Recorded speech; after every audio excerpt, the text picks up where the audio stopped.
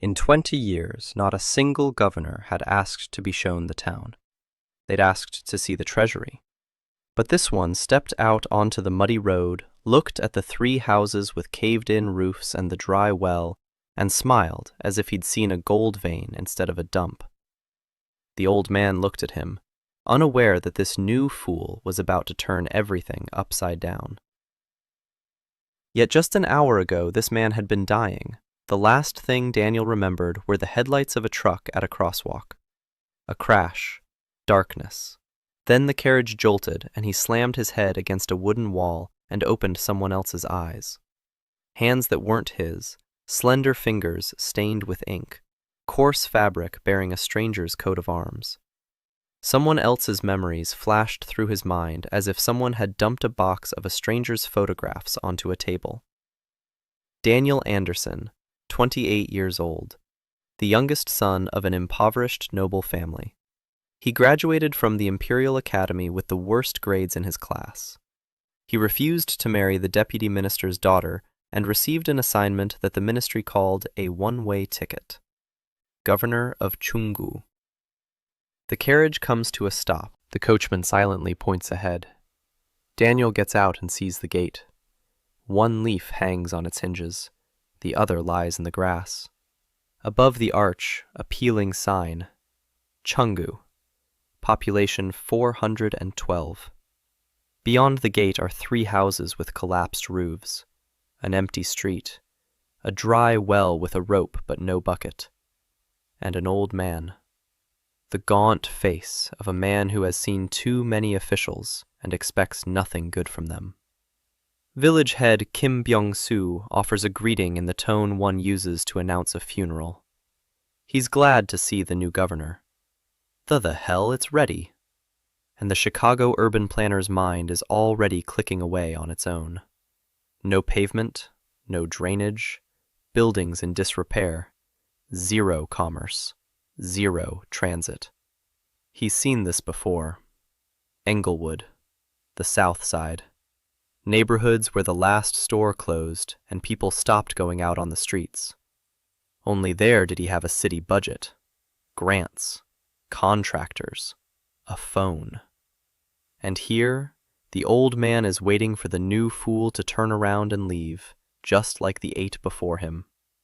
And Daniel smiles. That very same smile he put on when entering a room full of angry residents of a neighborhood slated for demolition. He asks the village elder to show him the city. Kim Byung-soo blinks. In 20 years, no one has asked to be shown the town. They asked to see the treasury. The tour takes 20 minutes, and that's enough for everything. 32 houses, 19 of them inhabited. The blacksmith shop has been closed for 3 years. The well only yields water in the spring. The market has not a single stall, just a square trampled down to the stone, a granary with a leaky roof. And people.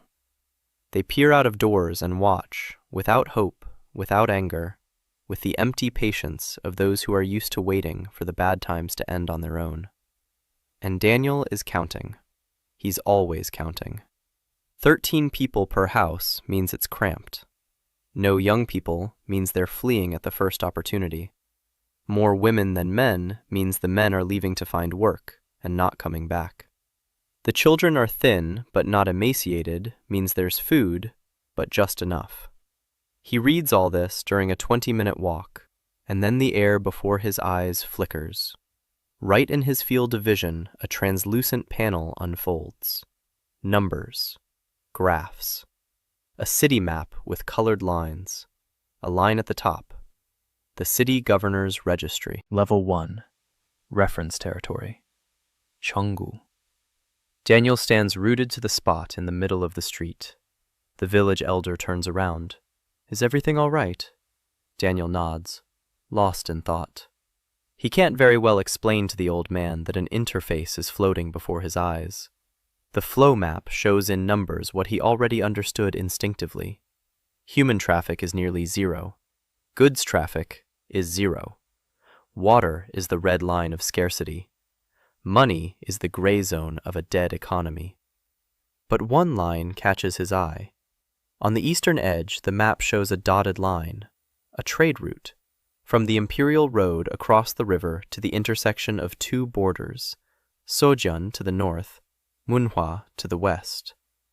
The line is gray, meaning the route is dead, but it exists.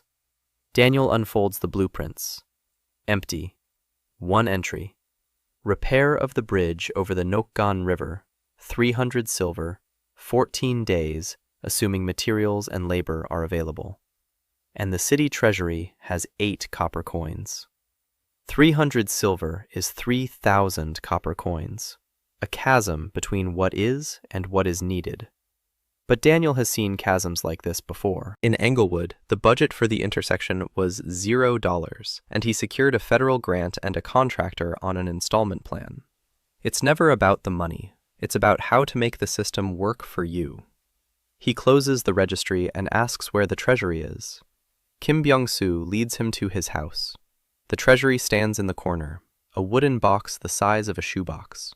Inside are 8 copper coins and a receipt for 12 sacks of rye. The village headman is waiting. His face is that of a man who knows a shouting match is about to begin. Daniel doesn't shout. He sits down on a bench and asks why the caravans bypass Cheonggu. Kim Byung-soo utters a single word: the road. Why isn't it being repaired? There's nothing to repair it with, and it's easier for the merchants to go around. Daniel nods. He's already seen it on the map. The road ends in a dead end.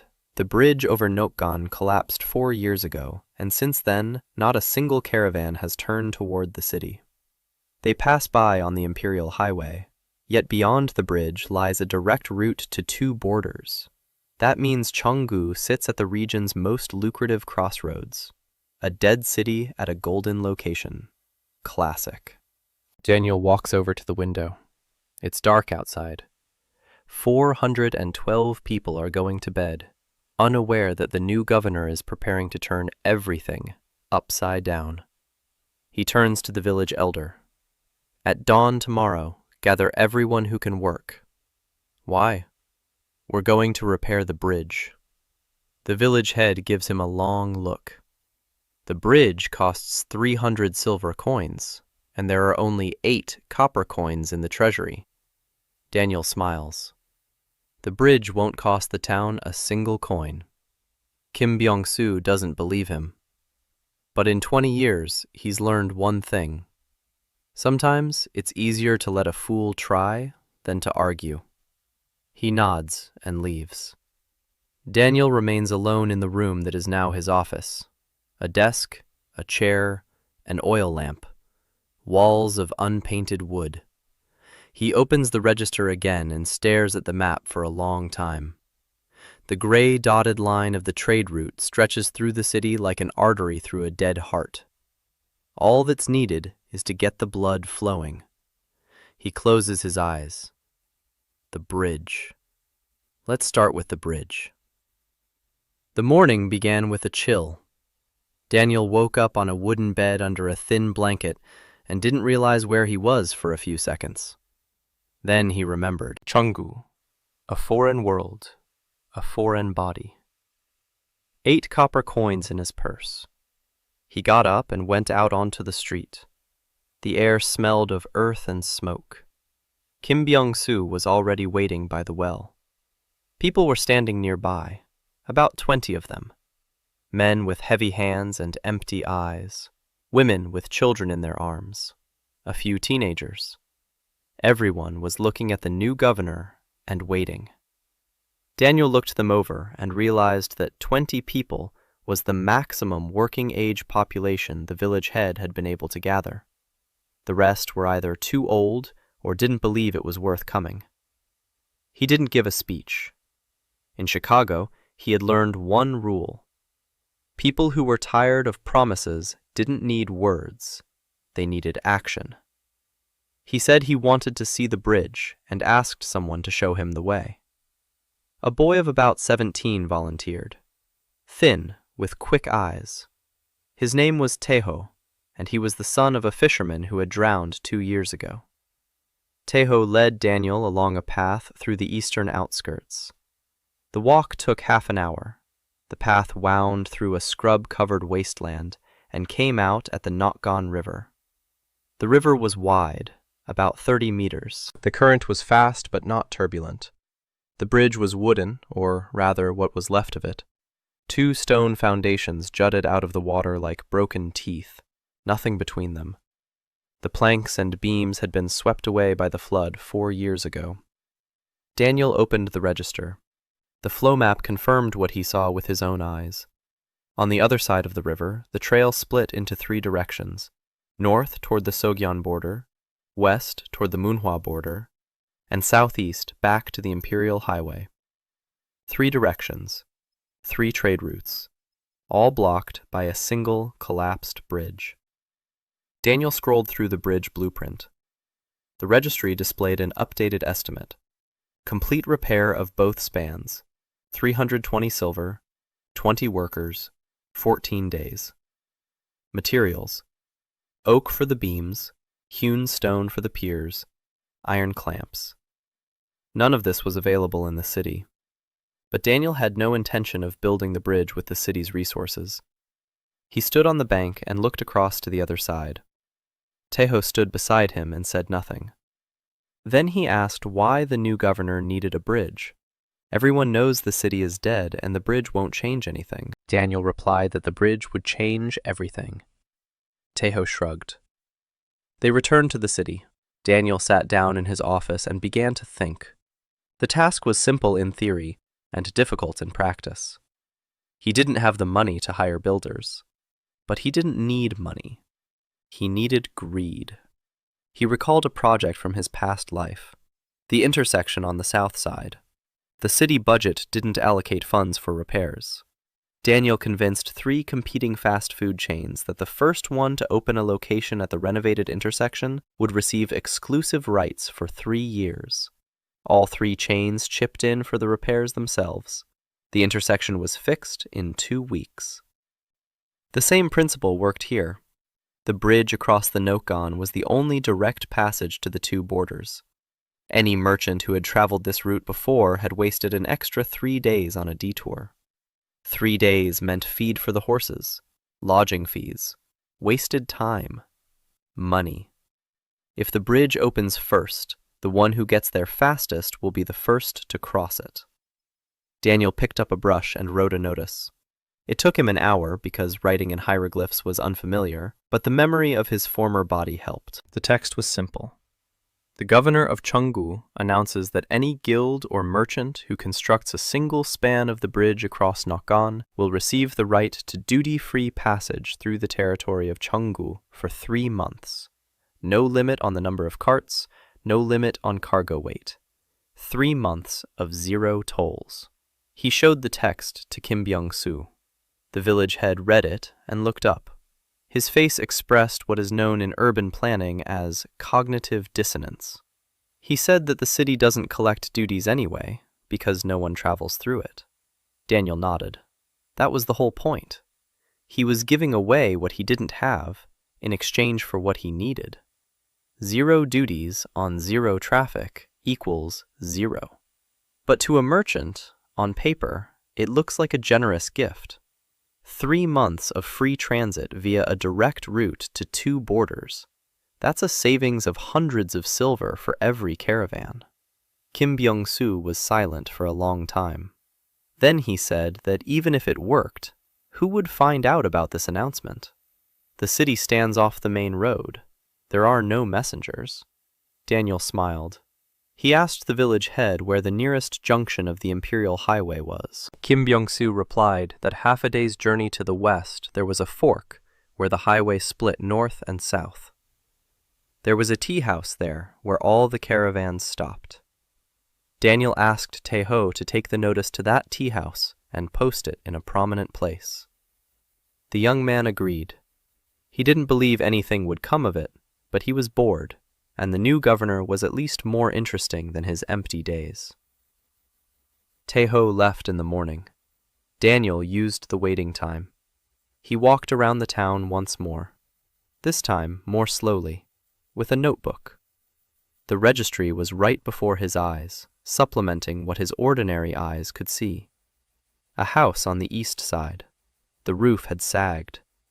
The registry showed that the foundation was intact, and that repairing the roof would cost 15 copper coins and 2 days of labor. A well in the square. The registry showed that the aquifer was at a depth of 12 meters. The well was only 9 meters deep, a 3-meter difference between water and drought. The smithy. Closed. But the forge was intact. Tools lay inside, covered in rust. The register noted that to start up the smithy, a blacksmith and a supply of coal were needed. Neither was available in the city. Each such note fit into the bigger picture. Daniel saw it as a system, not separate problems, but the connections between them. No bridge means no trade. No trade means no money. No money means no blacksmith. No blacksmith means no tools. No tools means the roof can't be repaired. One link dragged the rest along with it, and the bridge was the first link in the chain. 2 days passed in anticipation. Daniel didn't sit idly by. He organized 10 people from those who had come to the first meeting and put them to work cleaning the main street, clearing away trash, fill in the potholes, cut down the bushes that had grown through the abandoned houses. The work was simple and required neither money nor materials, just hands. People worked in silence and without enthusiasm, but they worked. Daniel worked alongside them. He hauled rocks, he chopped branches. By the evening of the first day, every muscle in his body, unaccustomed to physical labor, ached. Kim Byung-soo watched from the sidelines. His face showed no emotion, but he didn't leave. That was a good sign. On the third day, Tae-ho returned. He was dirty and exhausted. He said he had nailed the notice to a post by the tea house and that several merchants had read it. One laughed. 2 copied down the text. 1 asked if it was a joke. Daniel asked if anyone had asked for directions to Chung. Tae-ho nodded. 2 had asked. Daniel felt something shift. Subtle. Barely noticeable. Like the first click of a lock. On the 5th day after Daniel's arrival, a cart pulled up to the gates of Chung. A man in his 40s with a weather-beaten face. 2 laborers beside him. The cart was loaded with planks and tools. He asked if it was true that the governor was offering 3 months of duty-free trade to whoever repaired the bridge. Daniel confirmed it. The man looked at the city. He looked at the road behind him. He looked at Daniel. Then he said he was a foreman from Gyeongsang and that he wanted to inspect the bridge. Daniel led him to the bridge. The foreman inspected the supports. He shook his head. He said that 1 span would take 4 days of work and about 80 silver coins in materials. But 3 months of duty-free transit would pay for it in 2 caravans. He agreed. A second crew arrived the next day, a third 2 days later, then a fourth. 4 crews on 2 spans of the bridge. They started working at the same time and got in each other's way. They argued. They fought over whose span was the left one and whose was the right. Daniel watched from the bank and didn't interfere. Competition was part of the plan. Each crew wanted to finish first. Each knew that the one that finished the job faster would get 3 months duty-free. The bridge was ready in 6 days. 2 spans, sturdy oak beams, stone patches on the supports, iron clamps. Daniel walked across it from end to end. The planks didn't creak. The registry marked the project as complete and updated the flow map. The gray dotted line of the trade route turned yellow. Active. Potential. Kim Byung-soo stood nearby. He looked at the bridge and said nothing. Then he turned to Daniel and said that in 20 years of service, this was the first time he'd seen a governor build something in his first month. Daniel corrected him. He said he hadn't built anything. The artisans had built it. He had simply given them a reason. Kim Byung-soo looked at him for a long time. Something had changed in his eyes. Not trust. He was still far from trusting him. But curiosity. This was the first real asset Daniel had earned in Cheonggu. Daniel had used the trick of waiving the toll to force 4 competing guilds to repair the bridge across Nakon at their own expense in just 6 days. The bridge opened a direct trade route to the borders of Sogyeon and Manhwa. Village head Kim Byung-soo began to look at the new governor with interest rather than indifference for the first time. The bridge had been standing for 3 days now, and nothing had changed. Not a single caravan had crossed it. Daniel wasn't surprised. He knew that information in this world traveled at the speed of a horse. It would take time for word of the new route to reach the merchants. But time was a luxury Chung didn't have. Winter was approaching. The registry showed the demographic forecast, and the numbers were grim. At current supply levels, the city would survive the winter only if nothing went wrong. No disease, no raids, no severe frosts. Any deviation from the norm, and people would start dying. Daniel sat in his office and stared at the map. He needed the first caravan. Not in a week, not in a month. Right now. The first caravan would prove that the bridge worked, that the route was viable, that Cheonggu was on the map. Without that proof, the town would remain a ghost town by the road. He went outside and found Taeho. The boy was sitting on the porch, whittling a stick. Daniel asked if he knew any of the merchants personally. Taeho replied that his mother had sold dried fish at the crossroads by the highway until his father died. She knew many of them. Daniel asked him to bring his mother. The woman's name was Oh Ji-sun, 42 years old, thin with rough hands. She looked at Daniel the same way everyone else in town did, with a weary expectation of a catch. Daniel didn't beat around the bush. He asked directly. Was there a merchant among her acquaintances who traveled the southern route along the border and for whom the detour would cost an extra 3 days? Oh Ji-sun thought for a moment and gave a name. A spice merchant named Evelyn Cho. She drove small caravans of 2 or 3 carts between the southern provinces and the border markets. The route passed by Cheonggu, but because of the bridge, she wasted extra days on a detour every time. Daniel asked when she would be in these parts next. Ji-sun said that in 3 or 4 days, she usually passed the fork in the road. Daniel wrote a letter. A short one, to the point. The bridge across Notgon has been repaired. A direct route to both borders is open. Duty-free passage for 3 months for the first caravan. The governor of Cheonggu invites her to inspect the route in person. He sent Taeho with this letter. The boy was already used to running errands and left without asking any questions. While Taeho was on his way, Daniel set to work on the town. He had 4 days and a to-do list as long as a lifetime. He chose 3 tasks. First, deepen the well. The records showed there were 3 meters left to the aquifer. Daniel gathered 6 men and explained the task. Dig down, 3 meters. Reinforce the walls with stone. The men dug for 2 days. At the end of the second day, water gushed from the bottom of the well. Clear, cold. There was plenty of it. The women were the first to run over. They filled buckets with water and carried them home. The children splashed about. An old man sat down by the well and began to cry. Kim Byung-soo stood next to Daniel and looked at the water. He said the well had been dry for 8 years and that he thought the water was gone for good. Daniel replied that the water hadn't gone anywhere. It was just that the well wasn't deep enough. Second task, clear the market square. Daniel assigned 10 people to cut the weeds, level the ground, and set up 4 posts for awnings. There were no awnings yet, but the posts were standing. That's important. An empty square is a void. A square with posts is a market that's missing a roof. The difference is psychological, but it works.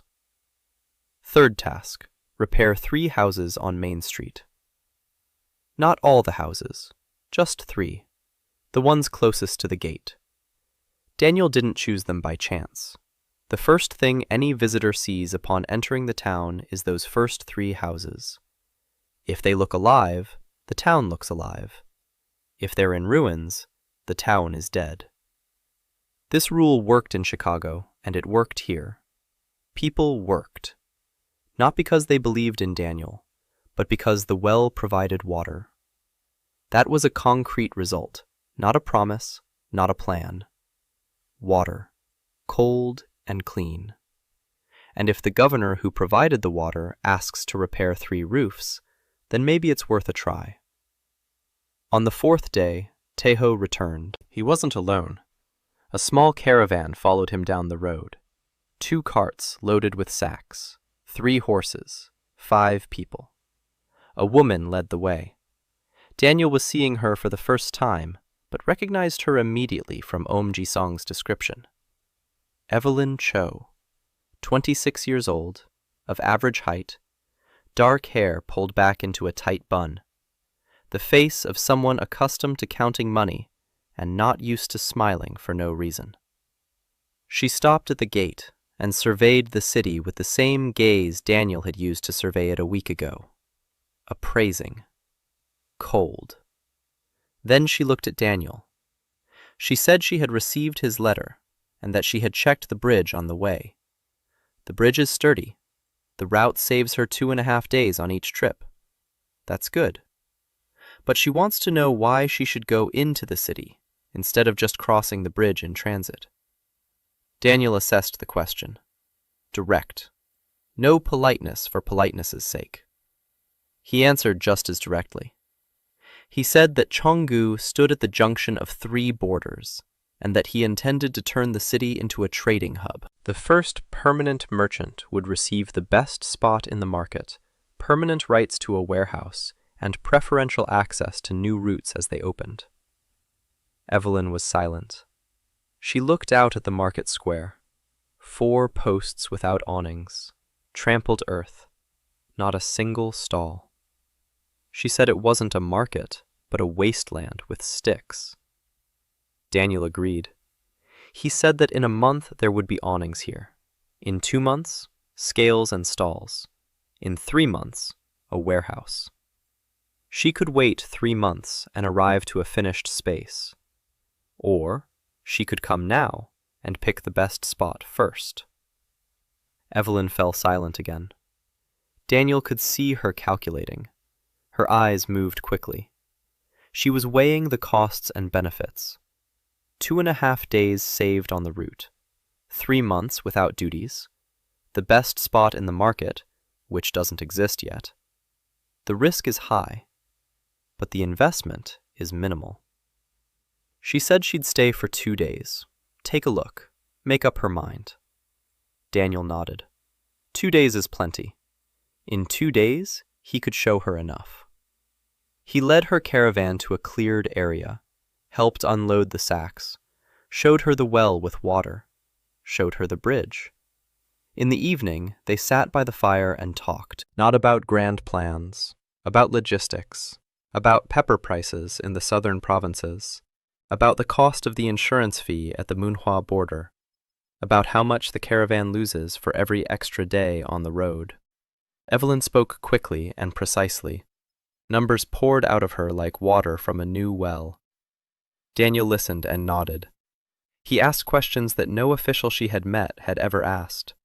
What percentage of the goods spoils in transit? How she calculates the load on the carts? Does she have insurance in case of robbery? Evelyn stopped mid-sentence. She looked at him as if she were seeing him for the first time. Then she said that in 10 years of trading, this was the first time anyone had talked to her about turnover, rather than when she would finally get married. Daniel didn't understand why that mattered. To him, the conversation about logistics was just a normal business meeting. He was simply talking to a merchant the way he would talk to any business owner in Chicago. But for Evelyn, it was something else. On the 2nd day, she made a decision. She said she would come to Cheongju regularly, once every 2 weeks, to bring spices and take whatever the city could offer in exchange. For now, it wasn't much, but the route was profitable and she was willing to wait. Daniel held out his hand to her. She looked at his hand, then at him, then she shook it. The handshake was firm, businesslike, not a hint of excess. Chonggu's first regular trader, the registry flashed, a new line on the panel. Regular trade route established. Frequency, every 2 weeks. Turnover, minimal. The registry level was updated to 2. New blueprints unlocked. Tavern, smithy, expanded warehouse. Daniel closed the panel and watched Evelyn's departing caravan. 2 carts, dust on the road. The first caravan in 2 years had passed through Chonggu. Kim Byung-soo stood nearby. He said nothing, but when Daniel turned to him, he saw something resembling the shadow of a smile on the village head's face for the first time. Daniel deepened the well and provided the town with water. He brought in the spice merchant Evelyn Cho, who became Chonggu's first regular merchant, visiting every 2 weeks. The registry was upgraded to level 2 and unlocked blueprints for a tavern, a smithy, and a warehouse. The 2 weeks following Evelyn's departure were spent working. Daniel drew up a plan and followed it, with the determination of a man who knows that winter waits for no one. The registry unlocked the tavern blueprint, and Daniel studied it that very evening. A building with 20 seats, a kitchen, 4 guest rooms, a stable for 6 horses. Cost, 180 silver coins. Materials, wood, stone, clay. Construction time, 20 days with 12 workers. There was still no money, but now Daniel had another resource. The bridge was generating traffic. Still only a little. In 2 weeks, 3 caravans had passed through Chonggu besides Evelyn's. Each stopped briefly. They watered their horses from the well. They bought a little food from the locals. They left a few copper coins. But they passed through because there was no reason to linger in the town. There was no tavern. There was no market. There was nothing that would make a merchant open his wallet. Daniel sat at the table and drew. Not blueprints, a cash flow diagram. The classic feedback loop he explained to interns at City Hall. Infrastructure creates traffic. Traffic creates revenue. Revenue funds infrastructure. The loop spins on its own once it gains enough momentum, but to get it started, you need an initial push, energy from nowhere, or from the pocket of someone willing to take a risk. Daniel counted the treasury. The bridge had brought in its first tolls. 8 copper coins had turned into 4 silver coins and 32 copper coins. It was a drop in the bucket. 180 silver coins for a tavern was still a pipe dream. He applied the Chicago method again. Instead of building a tavern with the money he didn't have, he broke the project down into parts. The foundation and walls could be built from stone lying around the city for free. The registry confirmed that the quarry, 3 hours' journey to the north, was abandoned, but the stone there was usable. Wood for the roof and beams could be taken from the forest to the east, across the river. The forest was unclaimed. Clay for the mortar is scooped from the banks of the Nakgon River. All that remained were iron nails, hinges, and staples. This required a blacksmith. There was no blacksmith in town. Daniel asked Kim Byung-soo where the last blacksmith had gone. The village head replied that the blacksmith, Yoon So-gil, had left 3 years ago for the city of Gyeongju when the work was finished. Daniel asked if he was alive. Kim Byung-soo didn't know. Daniel sent Tae-ho to Gyeongju with a letter, simple and direct. The smithy in Chonggu is waiting. The forge is intact. The tools are in place. The city is growing. There will be work. Housing provided by the city. Tae-ho left and returned 4 days later, without the blacksmith. Yoon So-gil was working as an apprentice in someone else's forge in exchange for food. He read the letter and said he didn't believe it. Daniel wrote a second letter. It contained numbers. The number of caravans that had passed through Chonggu over the past 2 weeks. The growth forecast for the next 3 months. A list of orders the blacksmith would receive in the very first month. Nails for the tavern. Staples for the gate. Horseshoes for the draft horses. Tool repairs for 12 workers. He was finishing the letter when he heard a noise at the gate. Evelyn had returned. 2 weeks had passed exactly on schedule. Her caravan was larger, 3 carts instead of 2. Another merchant had arrived with her, a young man with a load of cheap cloth. Evelyn had brought him herself. She said she'd told him about the route and he wanted to check it out. Daniel welcomed them both to the cleared-out square. There were still no awnings, but now there were rough stalls cobbled together by the townspeople over the past week. Local women brought out dried fish, honey, and coarse cloth. The trade was small. A few silver coins changed hands. But it was trade. The first real trade at the Cheonggu market in years. Evelyn approached Daniel that evening. She said she had brought something besides spices. She pulled a heavy sack out of the cart. Inside were iron nails. 200 of them. She said she had bought them in bulk in Gyeongju on the way here.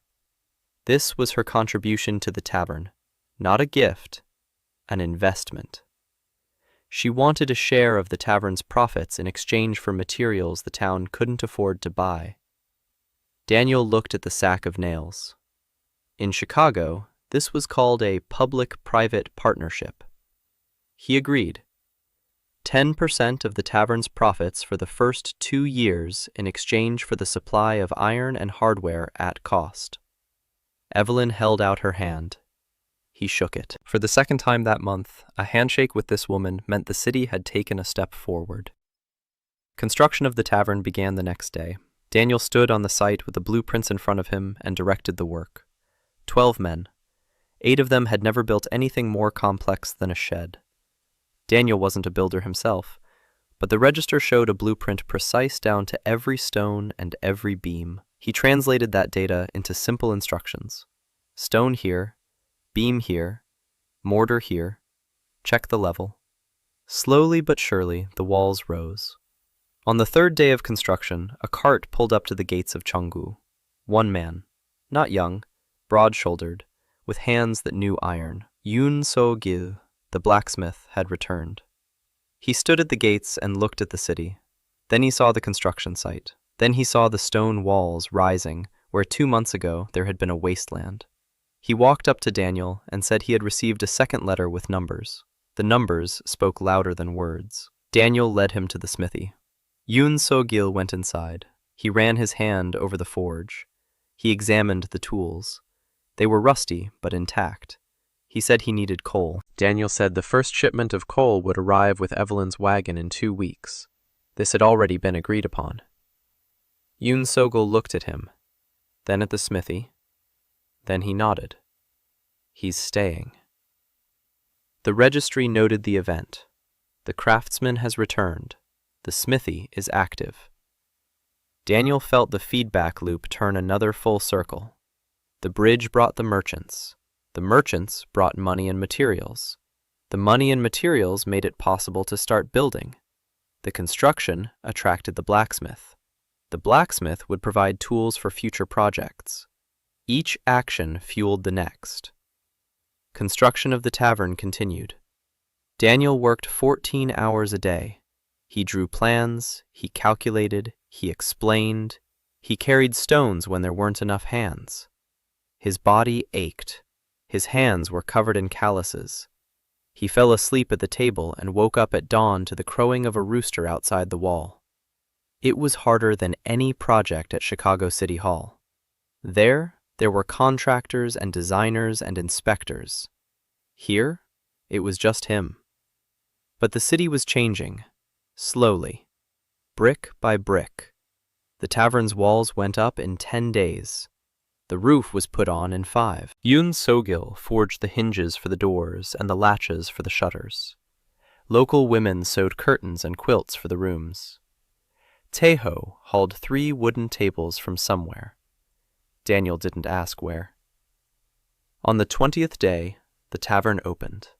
Simple, rough, unadorned, but with a roof that didn't leak, with a hearth where a fire burned, with a kitchen where the fisherman's eldest daughter, Oh Ji-sun, cooked a stew from whatever was available, with 4 rooms where one could sleep not on the floor, but on a straw mattress, with a stable where the horses stood under a roof.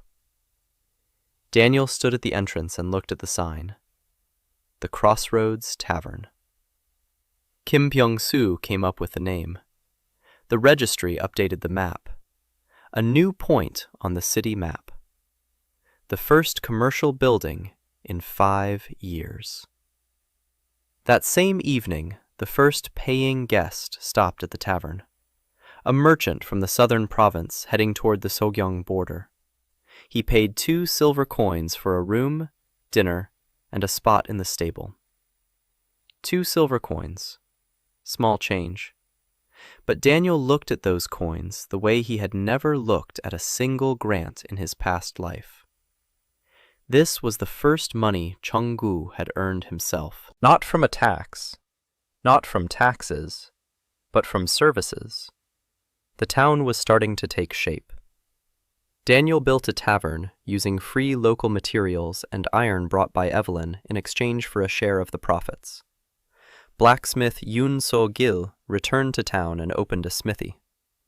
The tavern welcomed its first paying guest, and for the first time in years, Chung earned money not from tolls, but from services. A month had passed since the tavern opened. Chung was changing faster than Daniel had expected. 5 or 6 caravans were already passing through the town each week. The bridge was working. The route saved merchants days of travel, and word was spreading. Every caravan left a little money in town, a night's lodging at the tavern, water from the well, minor repairs to their wagons at Yoon So-gil's, horseshoes. Chung-gu's coffers were growing, slowly but steadily.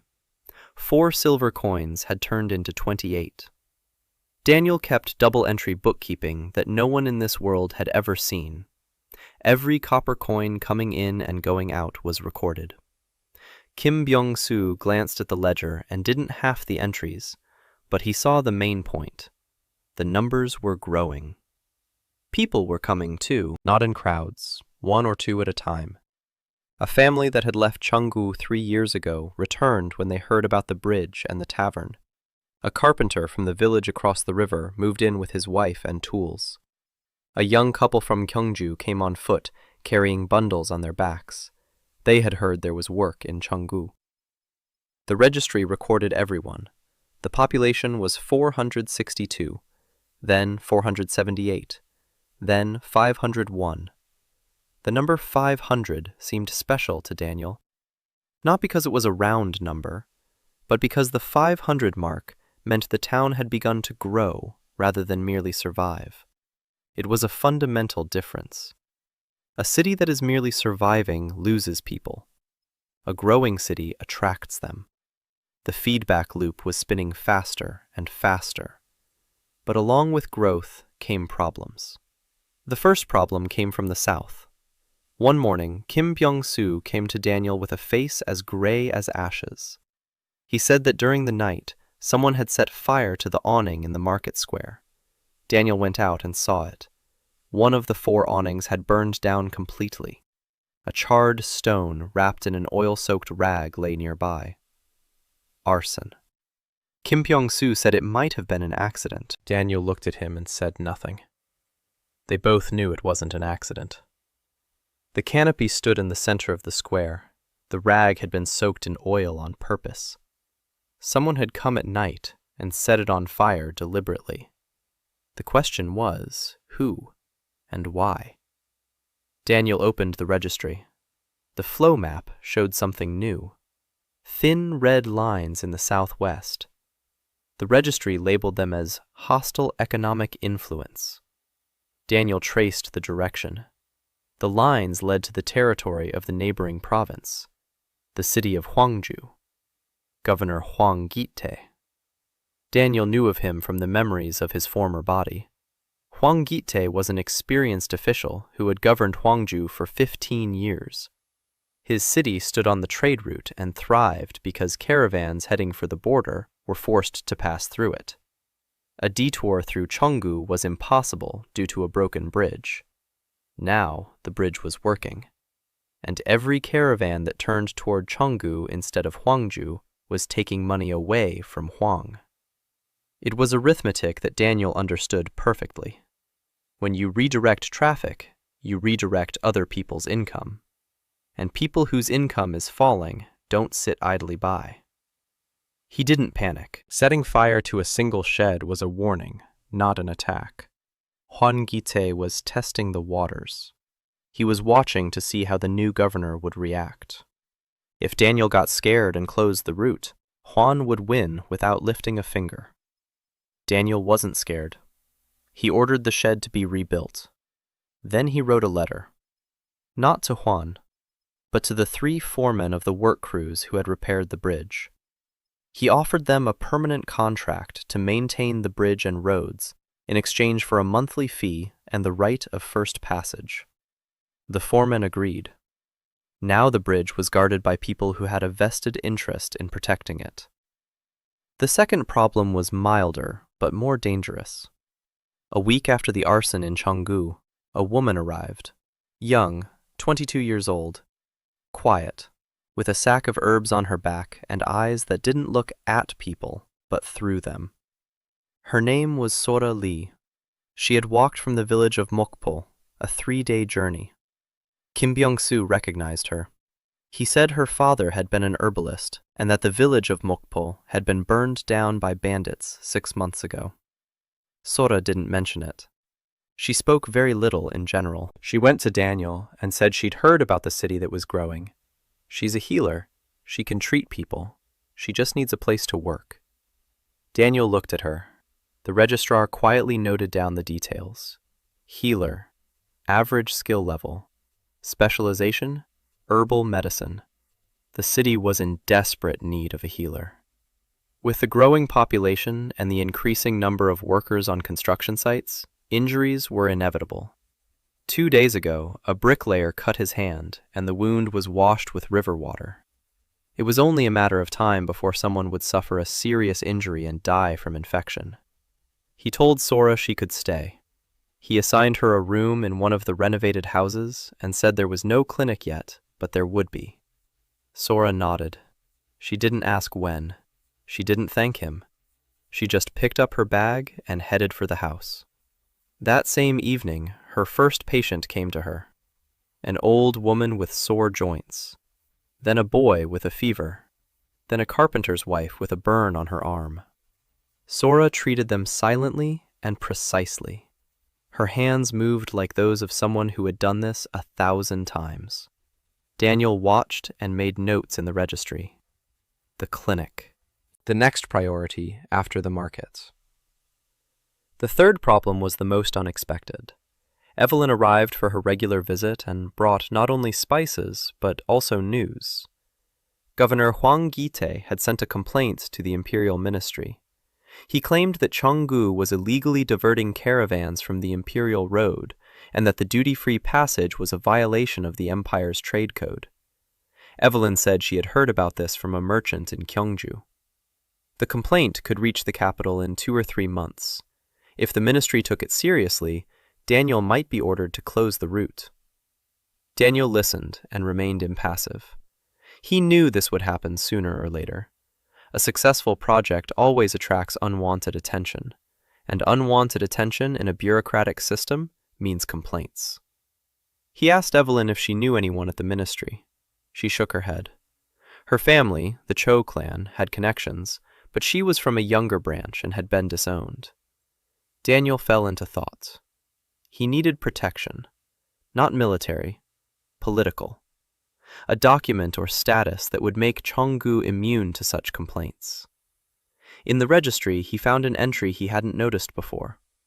Free Trade District, a status granted by imperial decree. A territory with the right to neutral arbitration, exemption from local duties, its own commercial jurisdiction. To obtain this status, the city had to meet certain conditions: a population of at least 2,000 people, regular trade, the presence of infrastructure, a bank, warehouses, a post office. They were far from that, very far. But now Daniel had a goal, not just to survive the winter, not just to build a city, but to build a city that no one has the right to touch. He closed the register and looked at Evelyn. She was sitting across from him, waiting. He said that Huang Gite could complain all he wanted. By the time the complaint reached the capital, Cheongju would be too big to shut down. Evelyn didn't smile.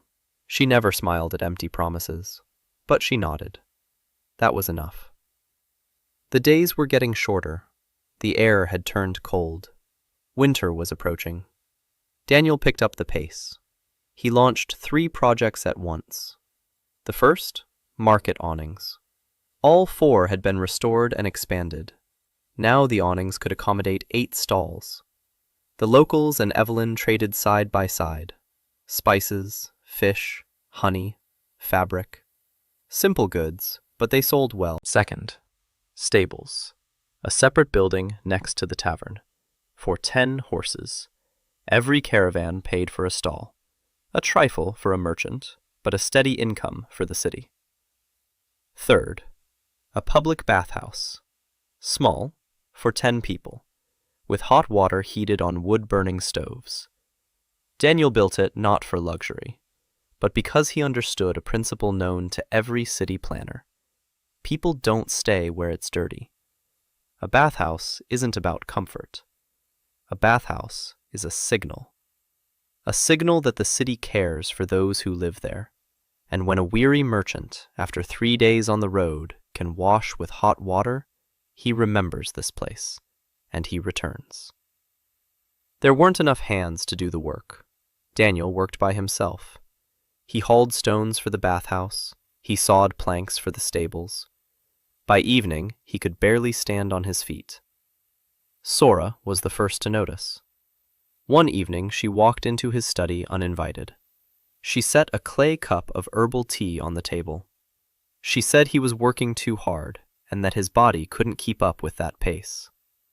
Daniel wanted to say he had no choice. Winter was coming. Every day counted. But he looked at Sora and said nothing. She stood in the doorway and waited for him to drink it. She didn't leave. He drank it. The herbal tea was bitter and warm. 10 minutes later, the pain in his muscles subsided. 20 minutes later, he fell asleep at the table. In the morning, he found a blanket on himself that hadn't been there when he fell asleep. Sora said nothing.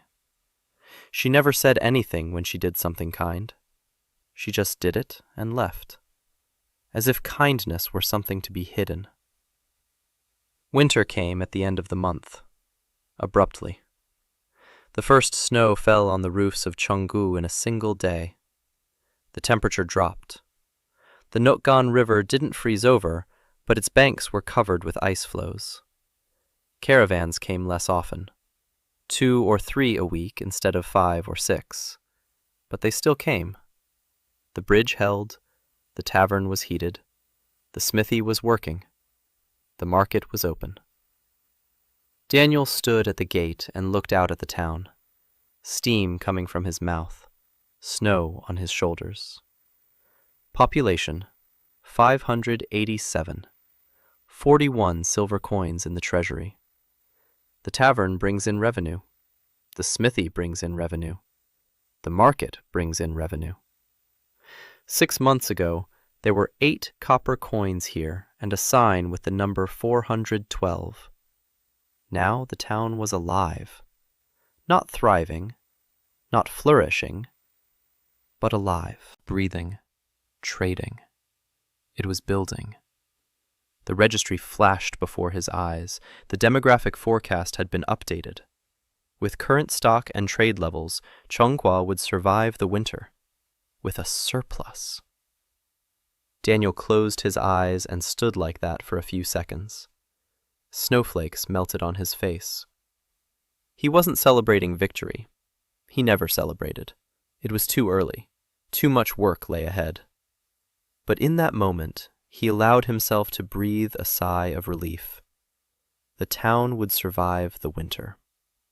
The rest could wait. Governor Huang Gite launched a counterattack, setting fire to the market canopy and sending a complaint to the capital. Dr. Sora Lee arrived in town. Daniel built stables and a bathhouse. The population grew to 587 people. Chonghua entered the winter with sufficient supplies and a stable income. Winter really set in by the middle of the second month.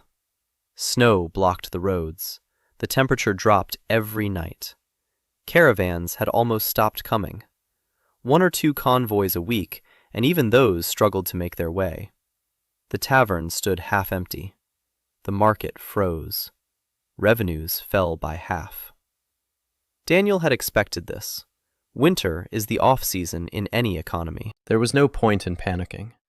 He needed to use the time when he couldn't build outside to build within. He gathered everyone in the tavern. Kim Byung-soo, Yoon So-gil, Tae-ho, Sora, the 12 senior householders. Daniel laid out the blueprints on the table, not the ones from the registry, those he kept in his head. On the paper were plans he had redrawn by hand, a warehouse, a full-scale stone warehouse for 200 bales, with a lock, with an inventory book, with the right for any merchant to rent a storage unit. He explained the idea in simple terms. Every merchant passing through Cheonggu carries goods. The goods take up space in the cart. If a merchant can leave part of the goods safely in the warehouse and then pick them up on the return trip, he saves on horses and time. For this service, he pays rent. The rent goes to the treasury. The treasury funds the next construction project. Kim Byung-soo asked why they should build a warehouse in winter when there are no merchants. Daniel replied that the merchants would return in the spring, and when they return, the warehouse must already be standing. Those who build after demand arises are always too late. Those who build before demand arises come out ahead. People listened. Not everyone understood. But in 4 months, Daniel repaired the bridge. He dug a well. He built a tavern. He brought back the blacksmith. Every promise he made turned into stone and wood. That was more convincing than any words. Construction of the warehouse began the following week. Winter construction is hard. The mortar sets slowly, hands freeze, the days are short. Daniel adjusted the plan. They laid the foundation before the frosts, using dry-laid stone. They raised the walls on warm days. The roof was installed last. Yoon So-gil forged brackets and locks, working 12-hour shifts. His smithy became the warmest place in town, and workers came there to warm up. Daniel didn't stop them. Heat is a resource. People warming themselves in the smithy see how the blacksmith works. They begin to respect the craft. Then they want their children to learn the craft. Then a second blacksmith appears in town. A chain reaction, always a chain reaction. While construction was underway, Daniel set about tackling what he'd been putting off: documents. In the mayor's office lay boxes of papers dating back 20 years. Land records, tax registers, correspondence with the ministry. Everything was in chaos. Daniel sorted through them for 3 evenings in a row. Sora brought him some tea and left without a word. He thanked her without looking up, having grown accustomed to this ritual. On the 4th evening, he found what he was looking for: an old document bearing the imperial seal, a decree from a century ago. Cheonggu had once held the status of a border trading post, with the right to collect its own duties. That status had been revoked 60 years ago for non-payment of imperial taxes. But the text of the revocation decree contained a caveat. The status could be restored at the governor's request, provided the city ensured a minimum trade volume of 500 silver coins per year and maintained the roads at its own expense. 500 silver coins a year. That was a lot, but achievable. At its current growth rate, Cheonggu could reach that figure by summer, and this status would be the first line of defense against Hwang Gi-tae's complaint. The city could not be accused of illegally poaching caravans if it had a legal right to its own tolls. Daniel hid the document and continued his work. The 3rd week of winter brought a new problem: bandits. Not a large gang, 5 or 6 men. They appeared on the road between the bridge and the city, and robbed a merchant traveling alone. They took a sack of cloth and a horse. The merchant made it to Cheong on foot, battered and angry. Daniel listened to him in the tavern. The caravan driver said that if the road was unsafe, no shortcut was worth the risk. He would go back to the imperial highway, where at least there were outposts. It was a blow. A single merchant robbed. That's a story that would spread to every tea house along the route. Merchants talk to one another. A route's reputation is built over years, but can be ruined in a single incident. Daniel called a meeting. Kim Byung-soo, Tae-ho, Yoon So-gil. The Cheonggu City Guard consisted of 3 men, 2 elderly men and a 16-year-old boy. Their captain, Nam Dong-chol, was a former soldier who had lost his left arm in a border skirmish 10 years ago. He commanded his 3 men with the gravitas of a general and 0 effectiveness. Daniel refrained from criticizing the guard. He asked Nam Dong-chol where the bandits might be hiding. The captain answered without hesitation. An old mill 2 hours south down the river. It's in ruins, shelter from the wind, water nearby, a classic spot. Daniel asked how many men it would take to drive out the gang.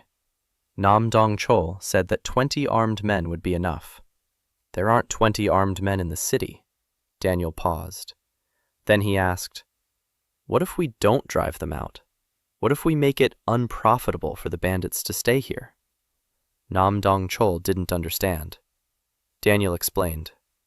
The bandits rob lone merchants. If the merchants stop traveling alone, there will be no one left to rob.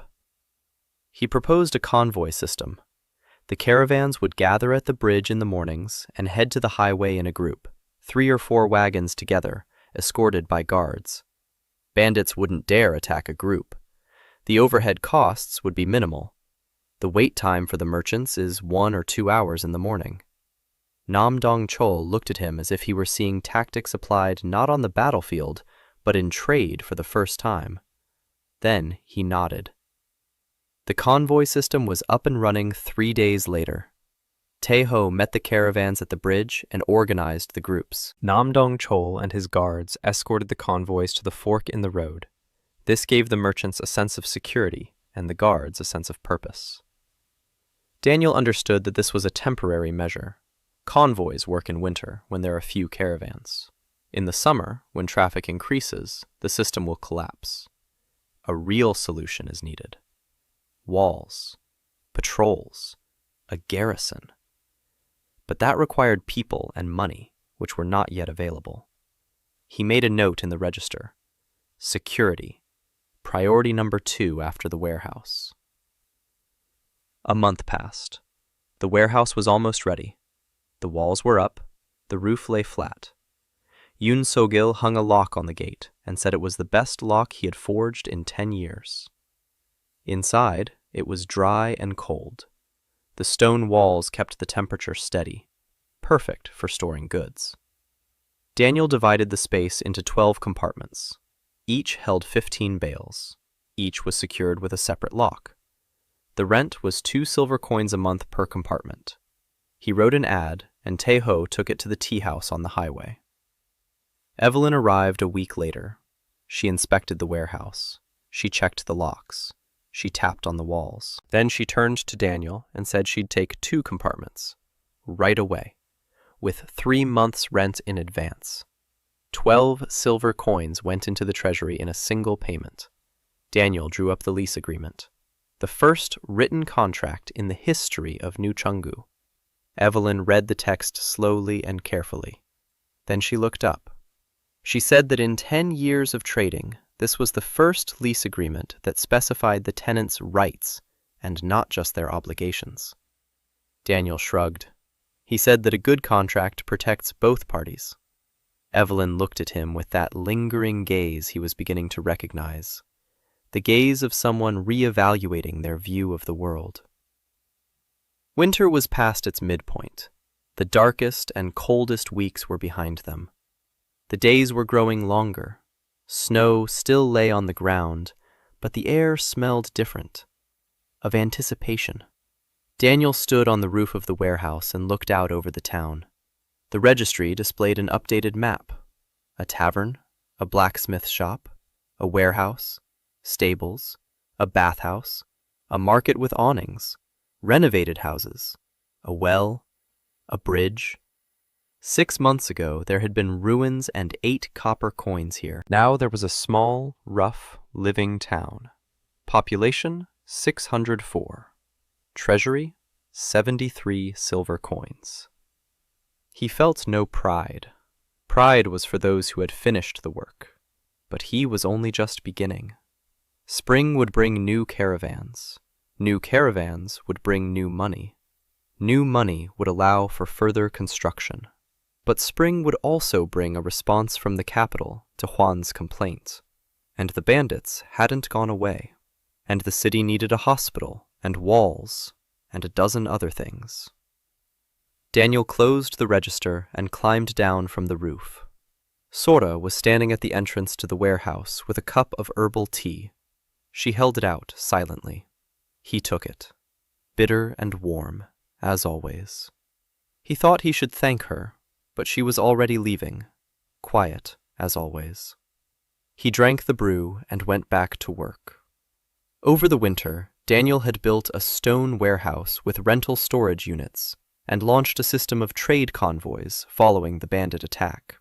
He had found an old decree allowing him to restore the status of a border trading post, which provided protection against Juan Guite's complaint. The population had reached 604 people, and the treasury held 73 silver coins. Spring arrived with mud. The snow melted and the roads turned into rivers of brown slush.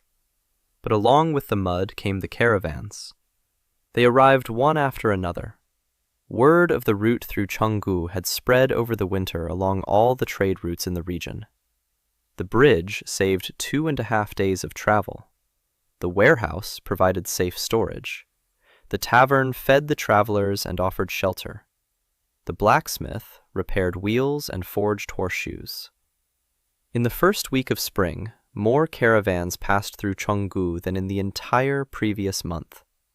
The treasury began to grow. Daniel counted the money every evening. 73 silver coins turned into 102, then 120, then 150. The rented storage units were filled within 10 days, all 12. Daniel began sketching out an expansion, a second wing of the warehouse with 20 storage units. But money was needed for more than just the warehouse. The list grew every day. A clinic for Sora, walls around the city, a post office, expanding the market, a second well on the west side, repairing the road from the bridge to the city. Daniel set priorities, just as he had done at City Hall. First, what generates income? Then, what protects that income? Then, what improves quality of life? The clinic fell between the second and third items. It didn't generate income directly, but it protected the workforce's ability to work. Every sick worker is a lost day on the construction site. Every epidemic is a disaster. He began building the clinic in the first week of spring, and here he did something no one expected. He went to Sora and asked what she wanted the clinic to look like. Sora didn't understand the question. She looked at him and remained silent. Daniel repeated himself. He said that she would be working in this building every day and that she knew better than he did what the layout should be. Where to put the beds, where to store the herbs, where to receive patients, where to prepare decoctions. Sora remained silent for another minute. Then she took a crumpled sheet of paper out of her bag. She unfolded it on the table. It was a drawing, an old one, worn at the folds, a child's handwriting. A clinic, with a herb garden at the entrance, with a separate room for the seriously ill, with a herb storage room on the north side where it's cooler, with wide windows facing east so the morning sun would shine on the beds. She had drawn this as a child, when she was 12, when she dreamed that one day she would build her own clinic next to her father's house. Her father's house was burned down. The village was burned down. The drawing remained because she carried it with her in a bag of herbs, the only thing left from her former life. Daniel took the drawing and studied it. The childish lines were uneven, but the logic was flawless. The layout of the rooms, the direction of the light, a separate entrance for patients so they wouldn't have to pass through the common hall. 12-year-old Sora thought like an architect. He said he would build it exactly like that.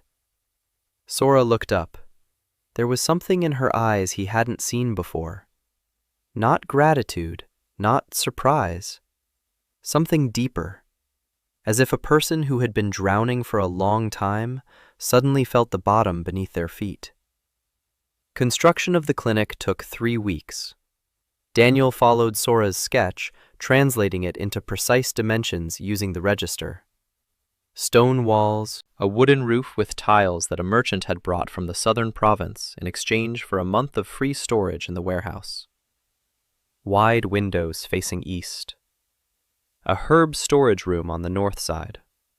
A herb garden by the entrance. Sora planted the herbs herself, on her knees in the mud, in silence.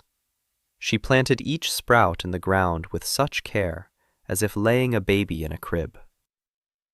The clinic opened at the beginning of the 2nd month of spring. Daniel led Sora to the door and said one sentence. "This is your place, and no one will take it away from you." Sora stood on the threshold. She looked inside. The sun streamed through the east-facing windows exactly as she had drawn it 14 years ago. She went inside and didn't come out until evening. Kim Byung-soo told Daniel that night, for the first time, Sora didn't wake up from nightmares. Daniel didn't ask how he knew that.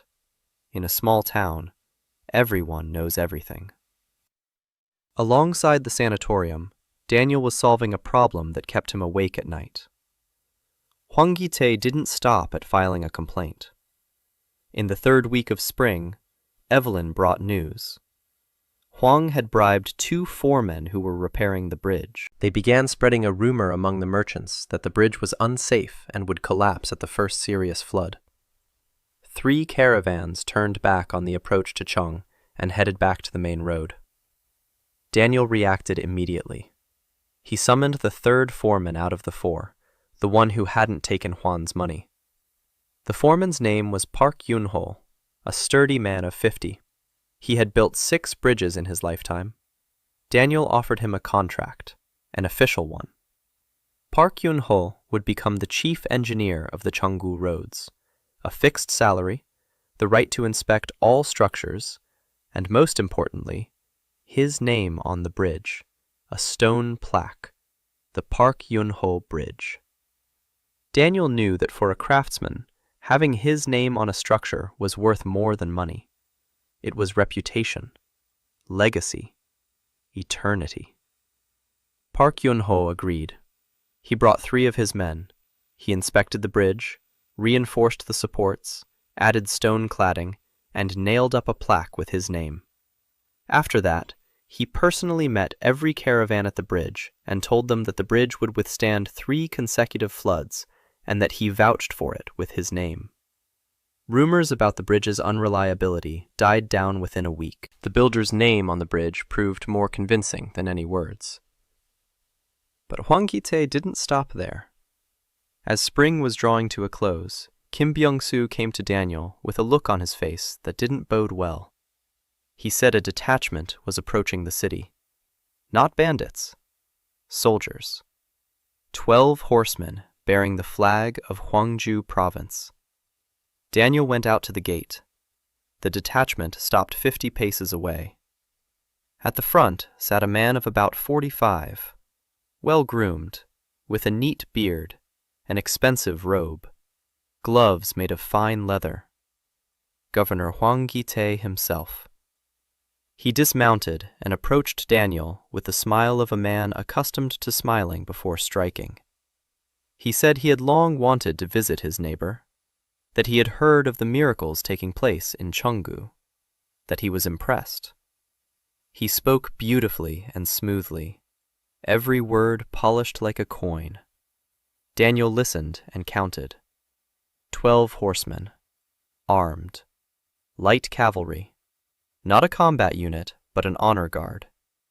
Huang hadn't come to fight. He'd come to intimidate, to show that he had men, and Daniel did not. Daniel invited him to the tavern, poured tea, sat across from him. Huang Gite surveyed the tavern with an expression of polite contempt. Then he got down to business. He offered friendship, partnership, joint management of the trade route. Chenggu would let the caravans pass, and Huangju would provide security. In return, half of Chenggu's tolls would go to Huangju's treasury. Daniel translated this into plain language. Huang wants half of his income for services Daniel didn't ask for. That's called racketeering. He didn't say that out loud. Instead, he asked a question. He asked Huan what would happen if the caravans found out that the route through Chenggu was controlled by Huangju. Huang didn't understand. Daniel explained. Merchants travel through Chenggu because it is neutral territory. No major player controls the route. Goods from Sogyeon, Manhwa, and Taebaek pass freely. If Huan plants his flag over this route, the Sogyeon and Manhwa merchants will leave. Because Huangju is an imperial city, and the people of Sogyeon and Manhwa don't trust the empire. Chenggu's neutrality isn't a weakness, it's a commodity, the most valuable commodity this city possesses, and Huan is offering to destroy it for half the customs duties. Huan Geets remained silent. His smile froze. He wasn't used to a country boy picking his proposals apart. Daniel continued. He proposed a counteroffer. Not a partnership, but a treaty. Merchants traveling through Chenggu to the highway pass through Huangju territory. Currently, they pay Huang a transit duty. Daniel proposed halving this duty in exchange for a guarantee of safety along the route from the bridge to the highway. The number of merchants would double. Half the duty, on double the traffic, would yield the same amount. Huan would lose nothing, and he would gain a steady stream instead of a dwindling trickle. Huan thought. His face was impassive, but his eyes were working. He was calculating. Daniel saw this and waited. After a minute, Huan said he would think it over. He stood up and left. His 12 horsemen turned and rode away. Kim Byung-soo exhaled so loudly it could be heard in the square. He said that Daniel was either a genius or a madman. Daniel replied that one did not exclude the other. A week later, a messenger arrived from Huang with a signed treaty. The toll had been cut in half. The safety of the route was guaranteed by Huangju patrols. Daniel read the treaty 3 times. He checked every line. He signed it. The first interprovincial treaty in the history of New Chenggu. The registry noted the event. Diplomatic contact was established. The territory's status was updated. Daniel knew this wasn't peace. Huang backed down because he calculated and saw the benefit. But he hadn't stopped wanting to destroy Chenggu. He'd simply decided to wait and find another way. Daniel could wait too. And build. Daniel built a clinic based on Sora's childhood drawing. Huang Gite tried to undermine the bridge's reputation and personally arrived with an offer to take half the revenue. Daniel fended off both attacks and concluded a forced trade agreement with Huan to reduce tariffs in exchange for the safety of the route. The 4th month after Daniel's arrival, the beginning of summer, the city was buzzing. The population had surpassed 650 and was growing every week. Those who had left years ago were returning. Newcomers were arriving. Carpenters, bricklayers, weavers. A cook from Gyeongju opened a second eatery across from the tavern. Daniel had no objection. Competition drives quality. The treasury had surpassed 200 silver coins. The ledger showed a growth curve that rose steadily and smoothly. But along with growth came what Daniel feared more than bandits and officials: chaos. The city was growing faster than its infrastructure. New residents were building houses wherever they could. One built right over a drainage ditch. Another blocked the driveway to a warehouse.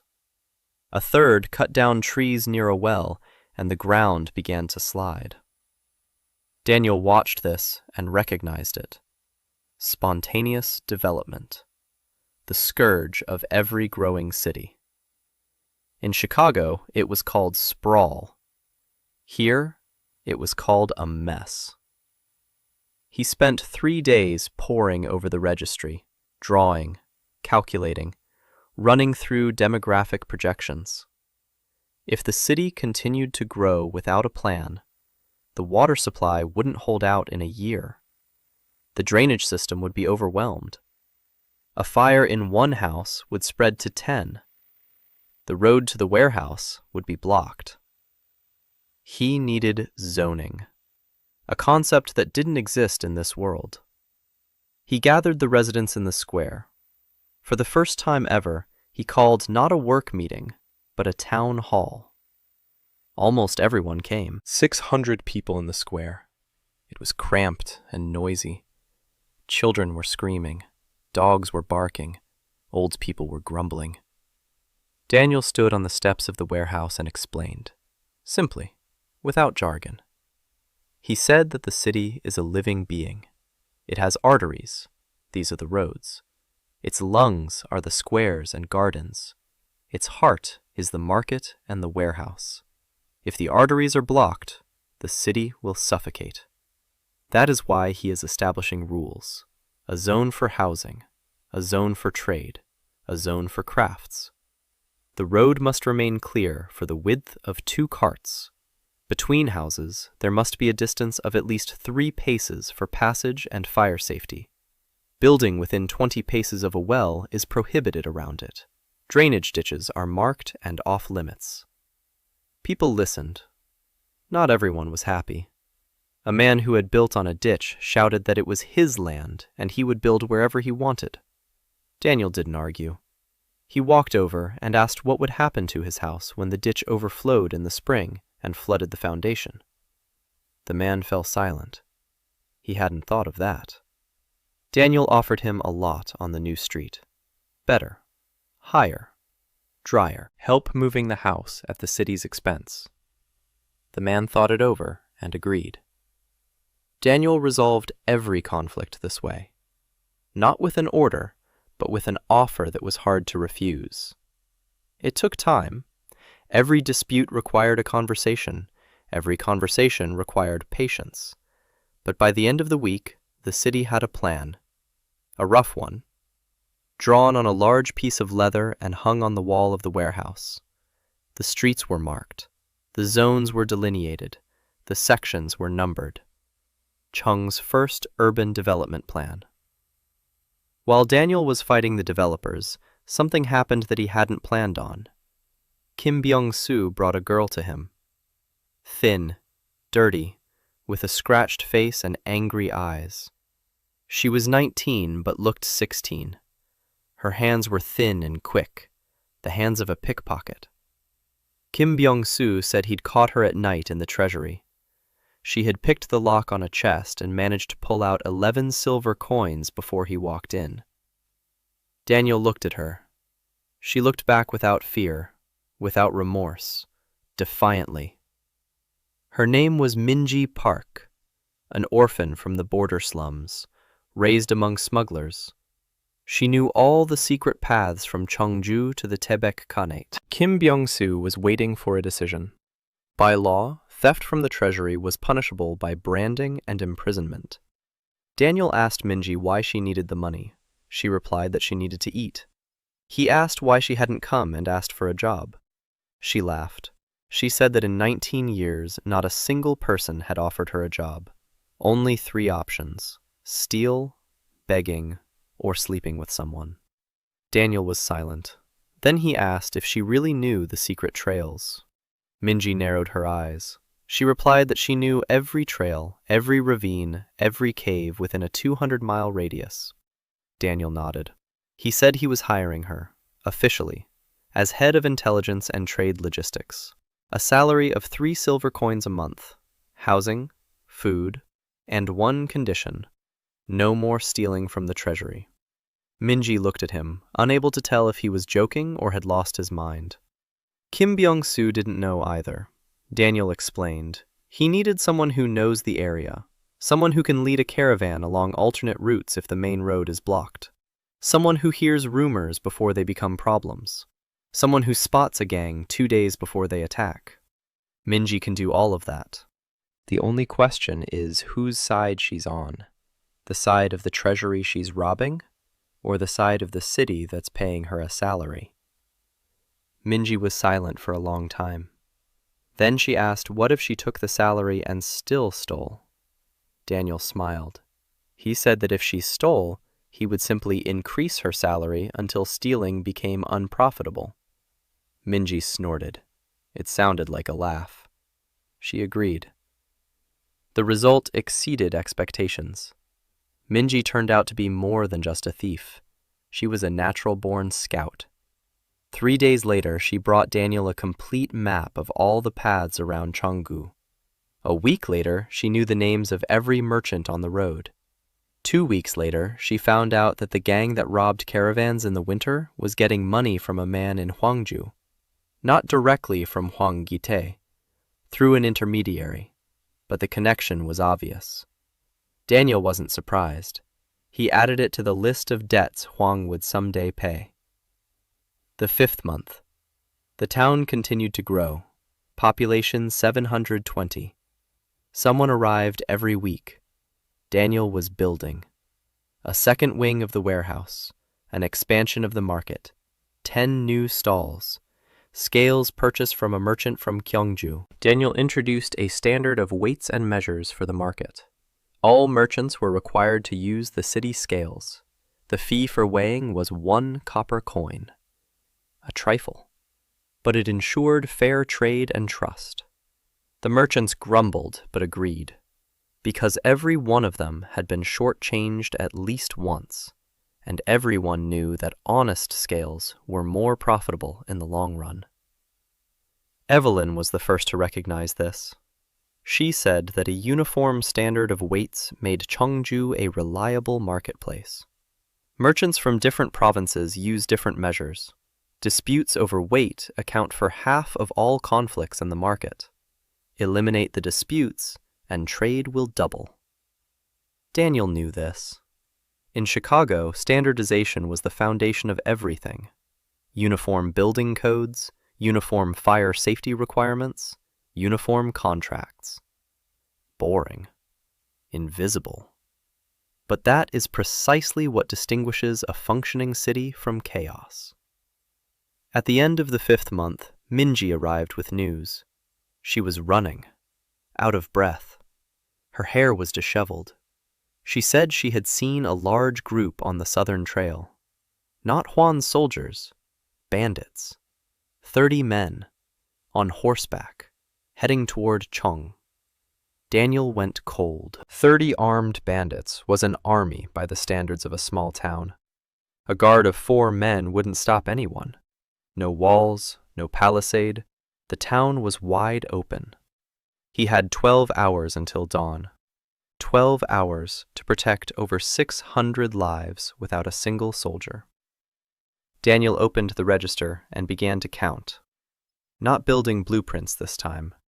People, resources, positions, time.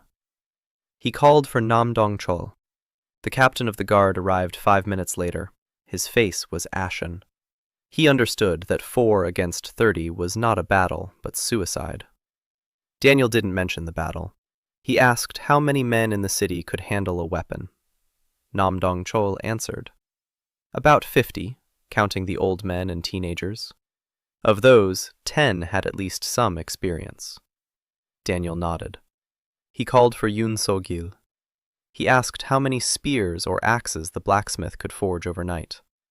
Yoon So-gil replied that he couldn't make spears, but he could make 30 sharpened stakes from iron rods by dawn. Daniel called for Tae-ho. He asked if he could make it to the nearest Huangju patrol post and bring back reinforcements. Taeho said it would take 4 hours there and 4 back. If he left now, he'd be back by dawn. But would the Quan patrol accept his request? Daniel took the agreement with Huan out of the box. It was written in black and white. Route security is guaranteed. The route passed through Cheonggu. That meant Huan was obligated to defend the approaches. Taeho rode off into the night. Daniel went out into the square and sounded the alarm. People gathered quickly. Fear unites faster than words. He didn't scare them with numbers. He said a gang was heading toward the city and that they had the night to prepare. Then he assigned tasks. Yoon So-gil was to forge stakes at the forge. The women were to gather the children and the elderly in the warehouse. The warehouse was made of stone. It was the only building in the town that wouldn't burn. 10 experienced men were given stakes and stationed at the gates. The remaining 40 blocked the streets with carts and barrels. Minji disappeared into the darkness. She said she knew the path the gang was taking and that she would set up lookout. Daniel didn't ask what kind. Sora opened the infirmary and laid out bandages and herbal concoctions. Her face was calm. Her hands didn't tremble. She prepared for work, as always, silently and precisely. Daniel stood in the center of the square and coordinated. That was what he did best. Not building, not trading, deploying people. Everyone in their place, everyone doing what they know how to do. The blacksmith forges, the healer heals, the scout scouts, the guard guards, the governor counts. The night dragged on. No one slept. Before dawn, a commotion arose from the south. Shouts, the neighing of horses, then silence, then the clatter of hooves. Taeho rode through the gate on a foaming horse. Behind him were 20 horsemen bearing the Hwanshu flag, Huan's patrol. The patrol commander asked where the bandits were. Minji stepped out of the darkness, dirty, with a cut on her cheek. She said the gang had run into traps on the trail. 3 had fallen into pits. 2 horses had broken their legs. The gang stopped and began to argue. Half wanted to continue, half wanted to leave. While they were arguing, the Huangju patrol rode up on them from the rear. The bandits didn't fight the cavalry. They scattered into the darkness. 5 were caught. The rest got away. Daniel stood at the gate and listened. His hands didn't tremble, but his heart was pounding so hard he could hear it in his ears. Over 600 lives. He was responsible for every one. And the night passed without a single casualty. The patrol commander rode up to him and asked who had organized the defense. Daniel pointed to Nam Dong-chul and Min Ji. The commander looked at the one-armed captain and the dirty girl, then at the city, then at the barricades made of carts, then at the iron spikes in the townspeople's hands. He said that in 15 years of service, he had never seen a civilian town organize a defense in a single night. Daniel didn't answer. He looked at the people, at his people. They stood in the square, dirty and exhausted, and not a single one had left during the night. Not a single one had hidden. Not a single one had fled. 4 months ago, these people didn't believe he would stay. Now they stood with spears in their hands, defending the city he had built for them. It was worth more than any sum in the treasury. Daniel had introduced zoning and an urban development plan for the growing city of Cheongju. He had hired Minji, a thief he'd caught, as head of intelligence. A gang of 30 men moved on the city, and Daniel organized the defense overnight, using Minji's traps and Huangju's patrol under the terms of the trade agreement. The attack was repelled without casualties. After the night attack, the city had changed, not on the outside, on the inside. The people who had stood with spears in their hands before dawn now looked at each other differently. They had stayed awake all night together. Together they had built barricades. Together they had waited for the attack. This bond was stronger than any law. Daniel had seen something like this in Chicago after the hurricane. A neighborhood that had been without power and water for a week emerged from the crisis as united as a family. People began greeting one another, helping, looking out for other people's children. A crisis doesn't build a community. It reveals what was already beginning to grow. Now people trusted Daniel. Not everyone, not unconditionally, but the line between him and the city had blurred. He was no longer a stranger, a bureaucrat from the capital. He was the man who stayed up all night while gangsters marched toward their homes. That was enough. The 6th month, summer in full swing. Caravans were streaming in, 8 or 10 a week. The warehouse was full. The second wing was under construction. The market had expanded to 20 stalls. Every day there was a crowd in the square, merchants from 4 provinces, local artisans, children running between their legs, noise, smells, life. The treasury had surpassed 300 silver pieces. Daniel wrote down the figure and underlined it. 300 was the milestone. Enough for the first real defense infrastructure project. Walls. He announced the construction of a palisade. Not stone walls, there was neither money nor time for stone.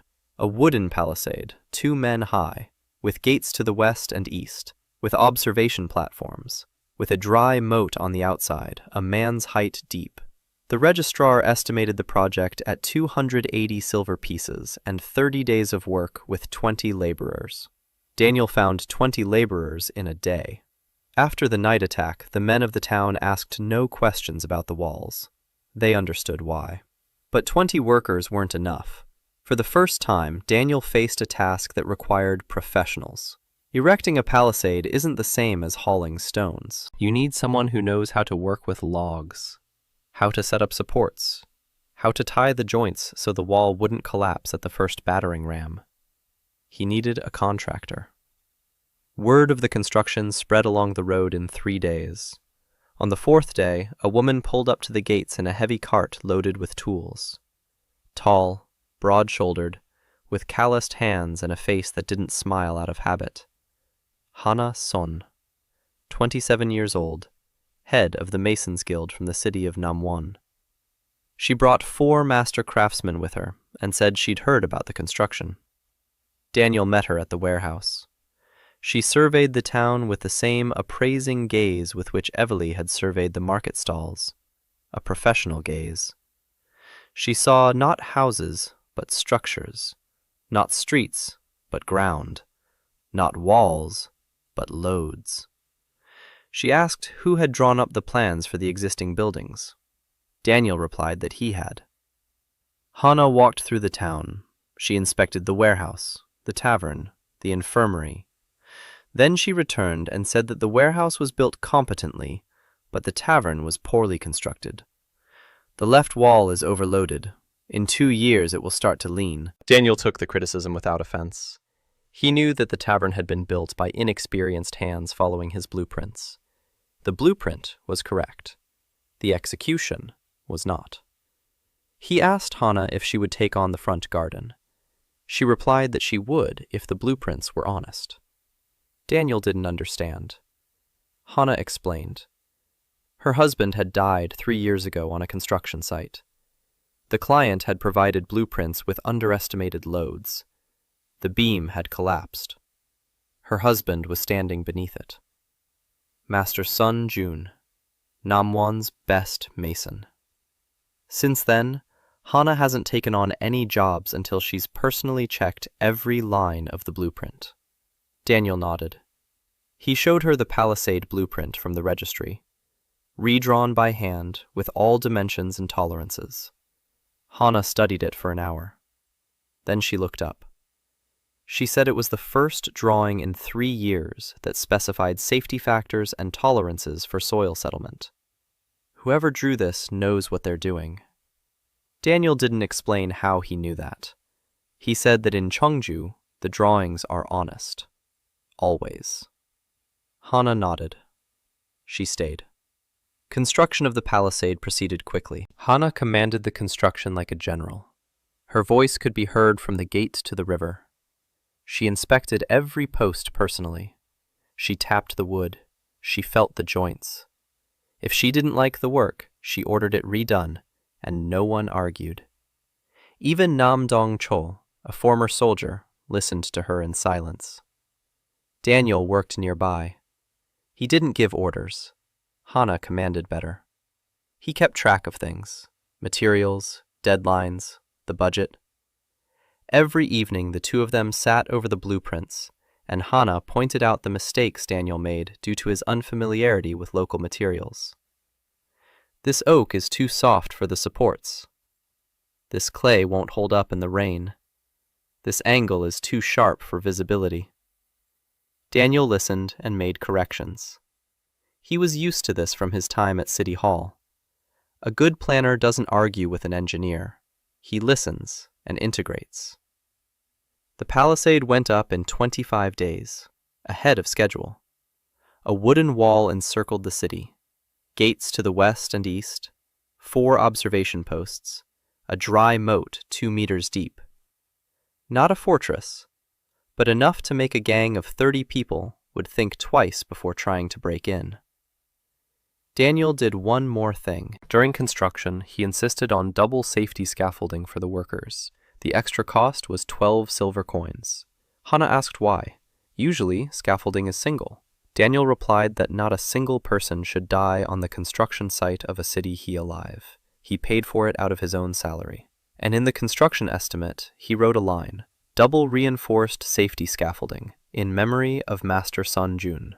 Hana read that line in the evening at the end of the workday. She stood at the table and looked at her husband's name, a name that hadn't appeared in a single document since the day of the funeral.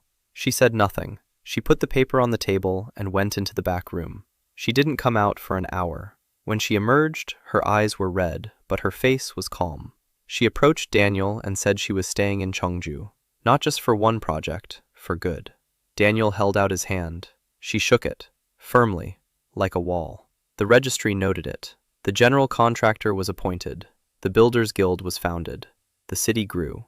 By the beginning of the 7th month, the population had reached 800. The palisade stood. The warehouse operated. The market bustled. The smithy never stopped. The infirmary treated patients every day. Minji brought intelligence reports every week. Taeho became the city's official courier. Kim Byung-soo kept track of the population and land parcels. Everyone was in their place. Daniel stood on the palisade's observation deck and looked out at the road. The registry hung before his eyes. A flowchart.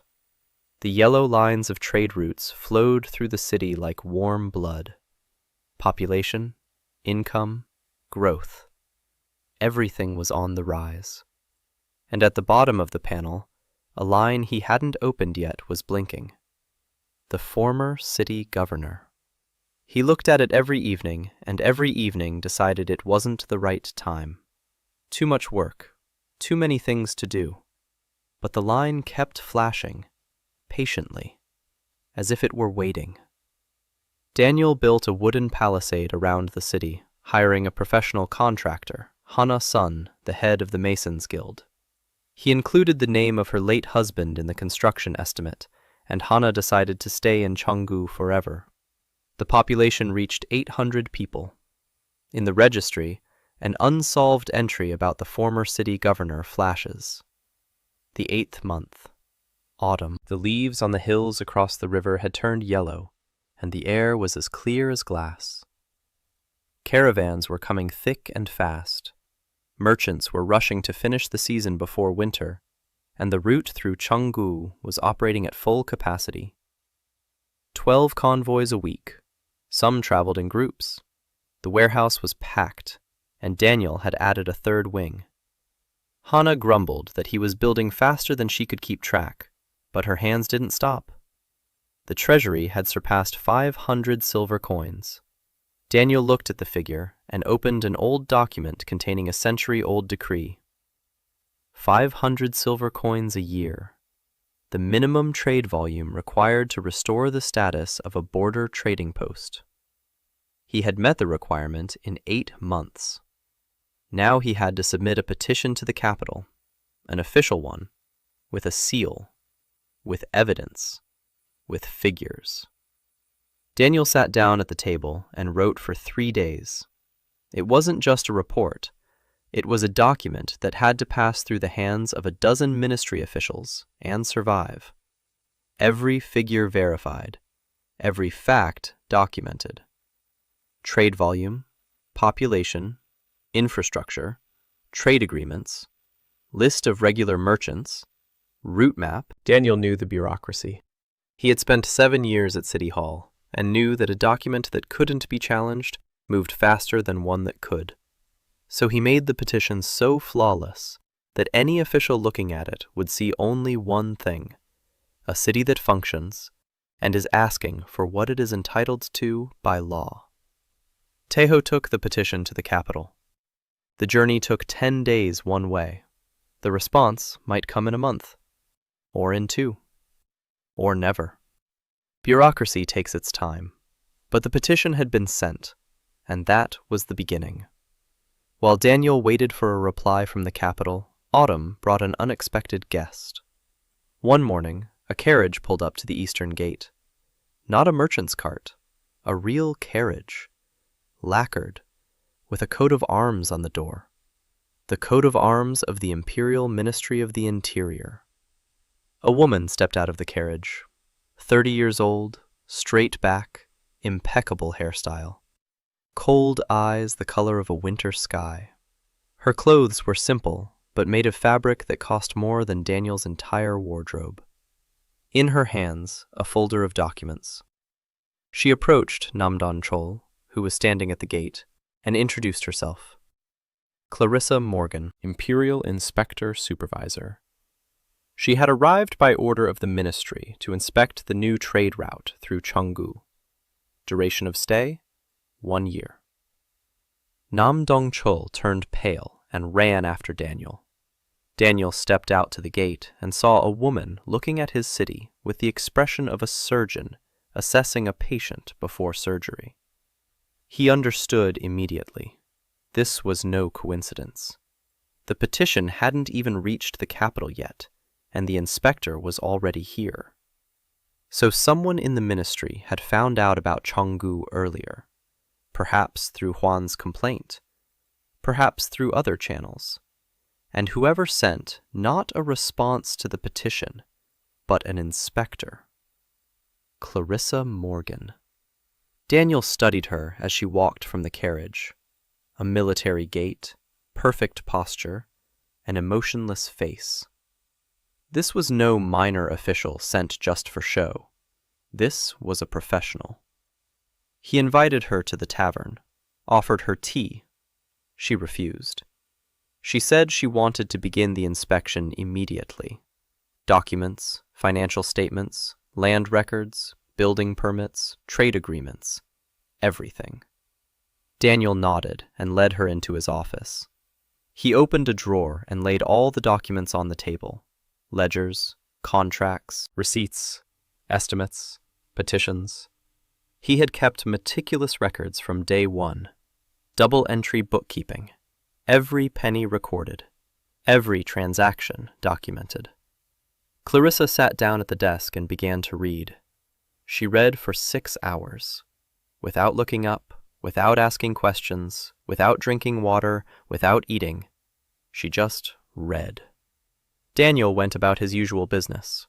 He checked on the construction of the third wing of the warehouse, discussed with Hannah a plan to reinforce the palisade before winter, talked with Evelyn about new routes, received Minji's report on the gang's movement southward. In the evening, he returned to his office. Clarissa was sitting in the same spot. Before her lay documents arranged in stacks, neat, even. She looked up and said the documentation was flawless. Daniel expected a catch. The catch followed.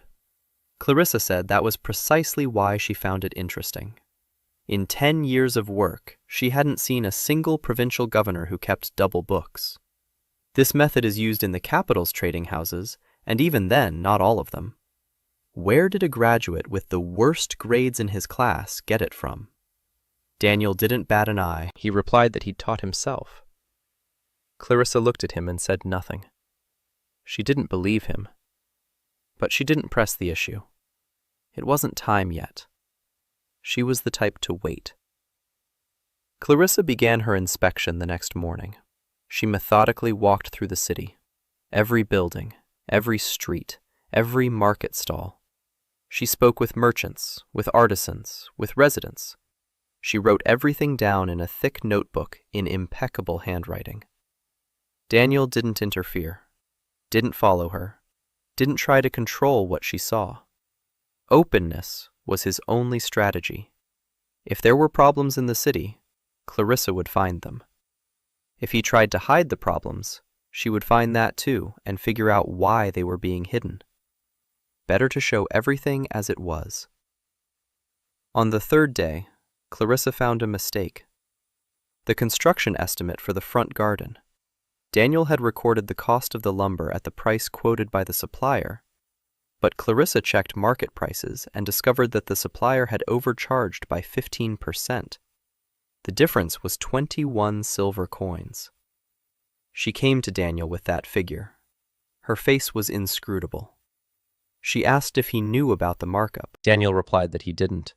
He had checked prices using data from the registry, but the registry provided average prices for the region, not the price of a specific supplier.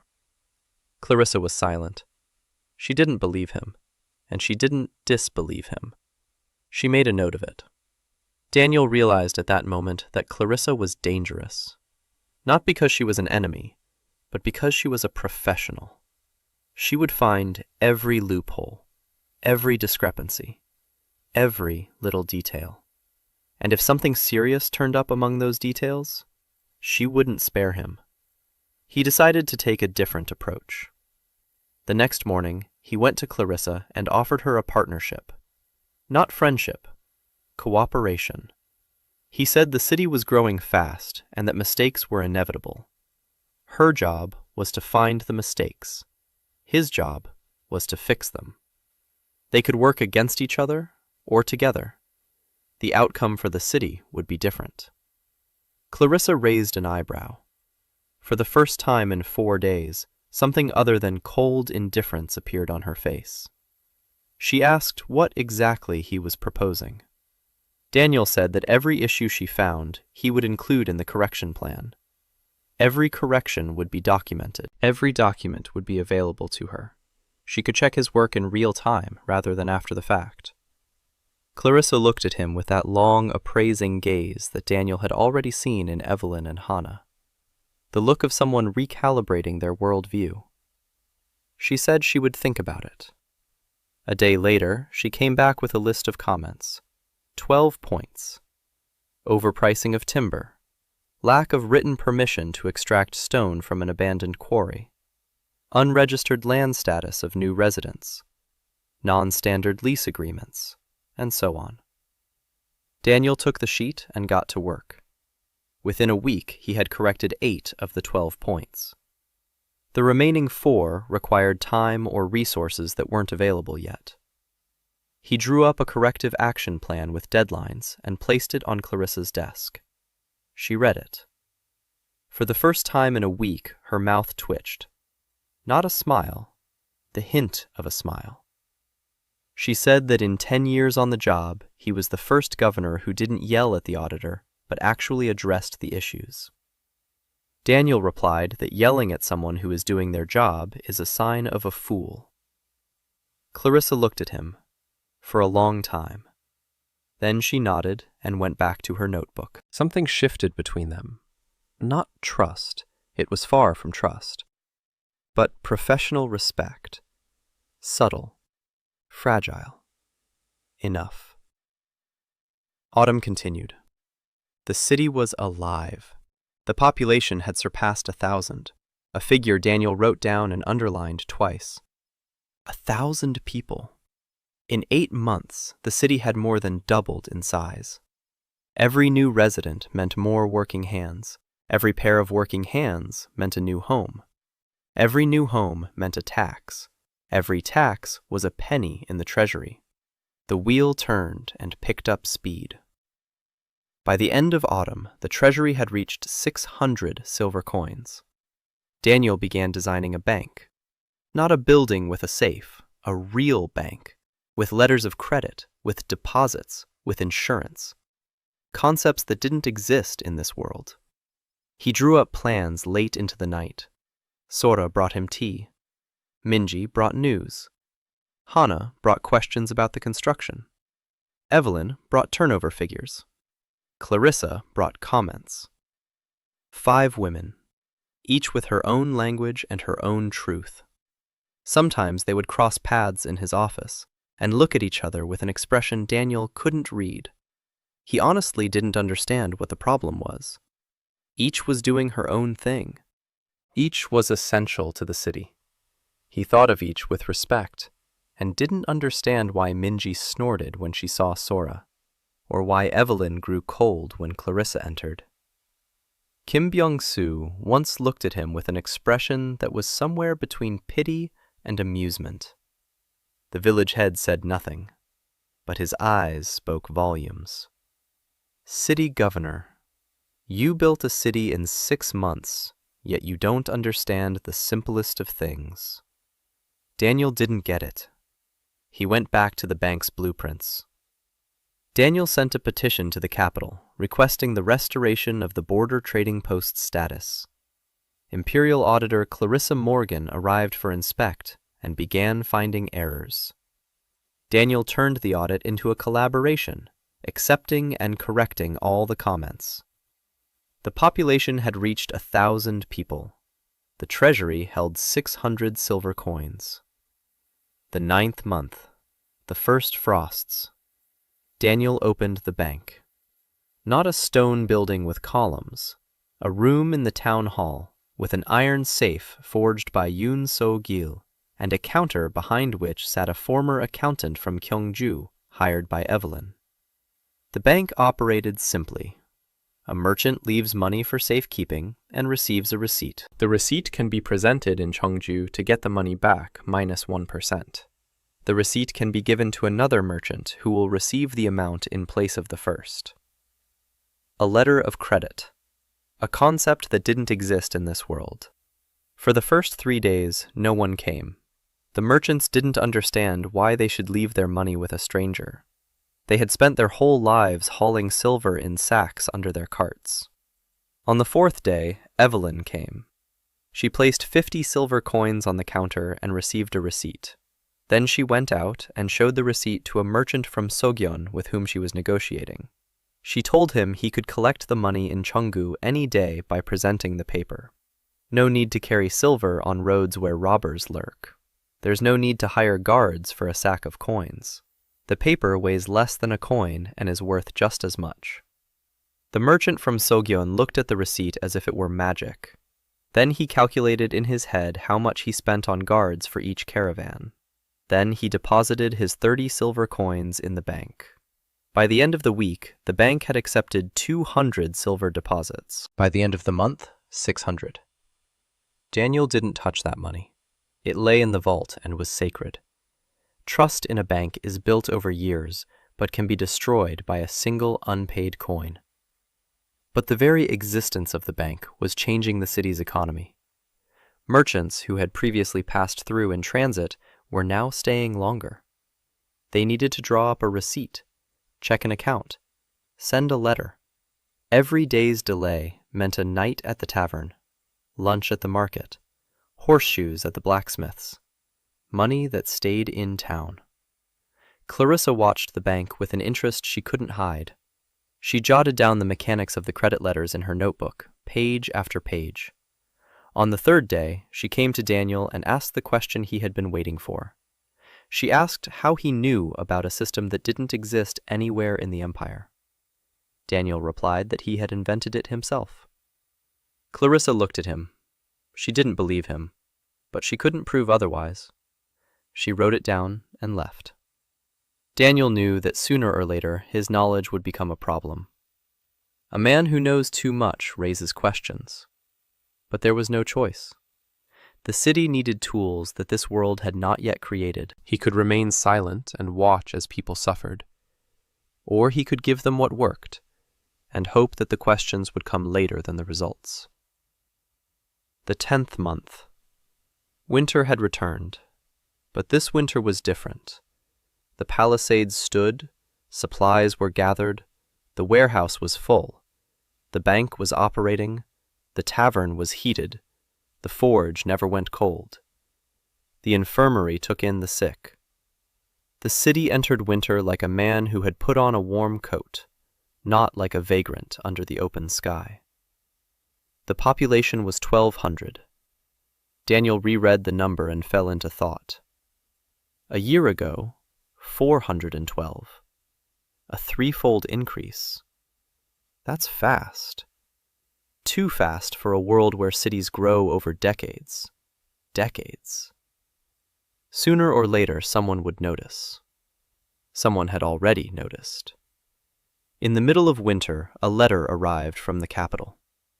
Not a response to the petition, something else. An official notification from the Ministry of Commerce.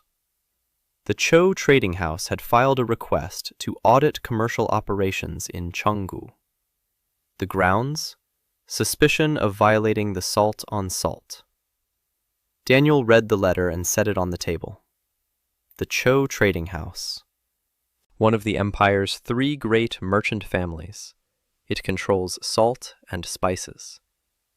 Evelyn was from a junior branch of that house. She had been ousted. But she traded in spices, and she traded successfully. Successful enough to catch the main branch's attention. He called for Evelyn. She read the letter, and her face turned to stone. She said it wasn't about salt. The Cho house didn't care about the salt monopoly in a border town. It was about her. The main branch had found out she was thriving and wanted to either bring her back under their control or destroy her. Daniel asked what she wanted to do. Evelyn replied quickly and firmly. She said she had built the business on her own for 10 years and would not return to the wing of the people who had cast her out because she refused to be a commodity. Daniel nodded. He said that Cheonggu would protect his chief merchant. Evelyn looked at him. There was something unfamiliar in her eyes. Not calculation, not assessment. Something warm and quickly hidden. She said she didn't need protection. Daniel replied that it wasn't protection, but a business decision. Cheonggu had invested in Evelyn. Her trade connections were an asset to the city. Allowing a trading house to destroy an asset was poor management. Evelyn snorted, but the corner of her mouth twitched. Daniel began drafting a response to the request. He didn't defend himself. He attacked. The response contained a complete list of Chung's trading operations. Every transaction was documented. Not a single one involved the salt monopoly. Spices are not included in the list of monopoly goods. Evelyn Cho trades in pepper and herbs, not salt. The Cho House's inquiry has no legal basis. He attached a copy of his application for border trading post status to the response. If the ministry approves the status, Cheonggu will be granted the right to neutral arbitration. And neutral arbitration means that no trading house can make claims against operations within the district. Clarissa read the response before sending it.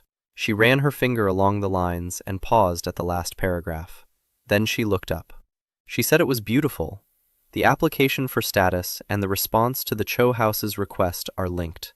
If the ministry denies the status, it must explain why a city that has fulfilled all the conditions does not deserve it. If it approves it, the Cho House's request automatically becomes void. With a single document, Daniel had created a situation in which any response from the capital works in his favor. Daniel shrugged. He said it wasn't a trick. It was logic. Clarissa looked at him, and for the first time in 2 months, something alive appeared in her empty eyes.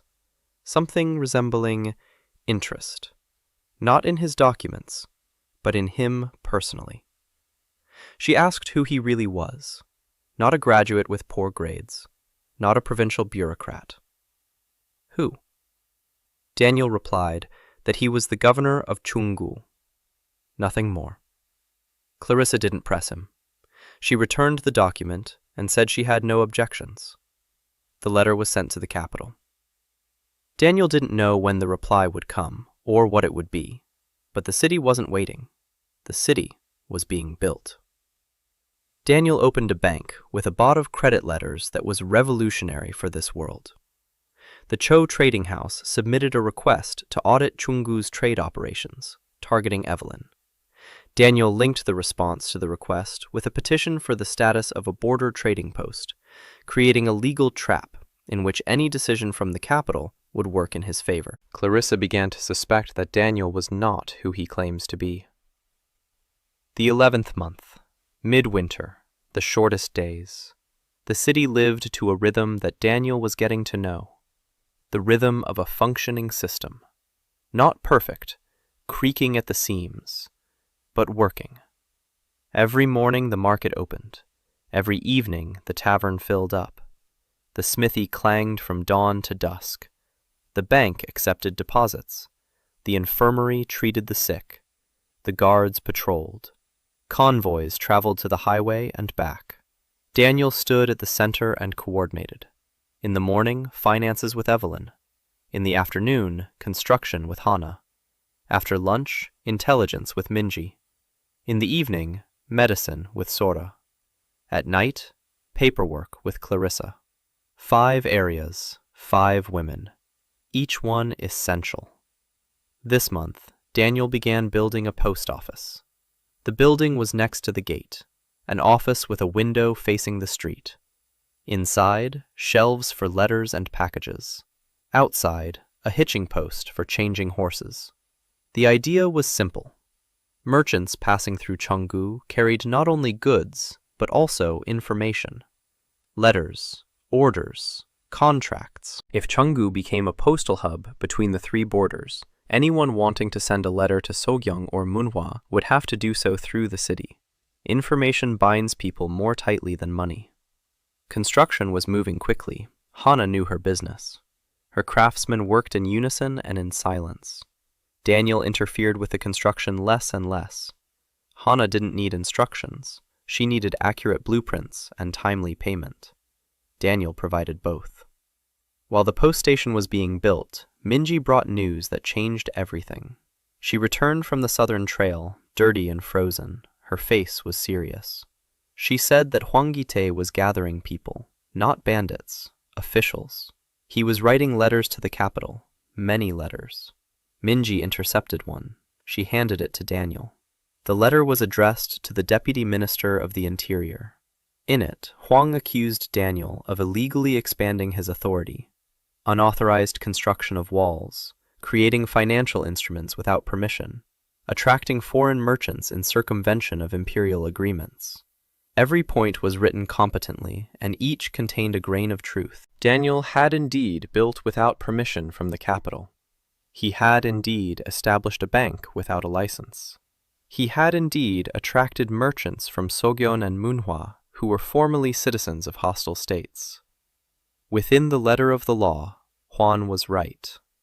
But the law in the empire is not a text, but an interpretation, and it is interpreted by whoever has more connections in the capital. Daniel showed the letter to Clarissa. She read it. Her face remained unchanged, but her fingers clenched around the edge of the paper. She said the letter was addressed to Park Soo-yeon, the deputy minister, the man who had ruined Clarissa's own career 10 years ago. Daniel looked at her. She spoke for the first time in 2 months, not as an auditor, but as a human being. She said that Park Soo-yeon was the one who had appointed Daniel to Cheongju, not the minister, not the commission. Park Soo-yeon had personally picked his name from the list and sent him here. She had found this out before leaving the capital. Daniel remained silent. The pieces of the puzzle were falling into place. The man in the capital who had sent him to his death. The man who had ruined Clarissa's career. The same man. Park Soo-yeon.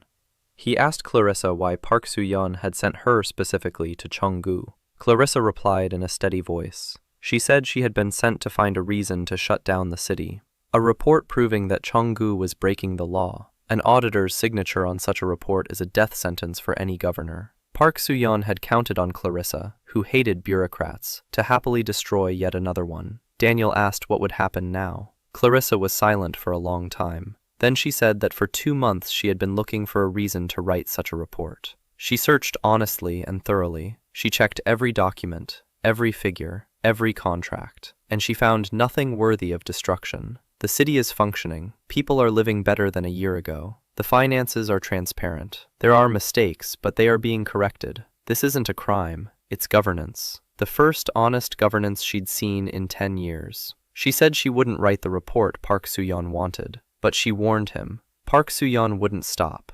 If he didn't get what he wanted from her, he'd find another way. Daniel nodded. He understood. An enemy in the capital is more dangerous than a gang outside the palisade. A gang can be stopped by a wall.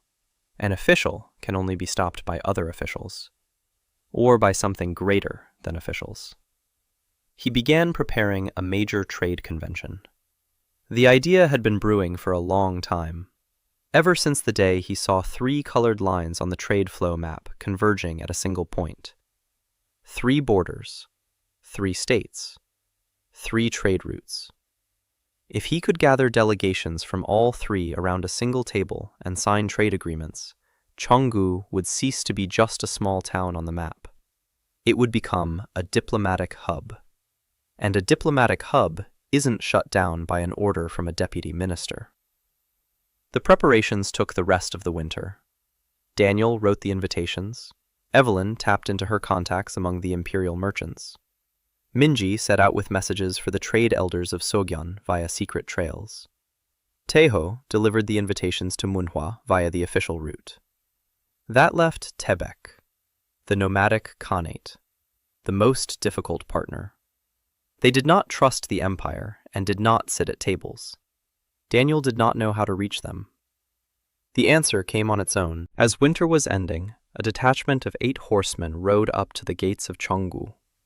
Short horses, leather armor, bows on their backs, the nomads of Taebaek.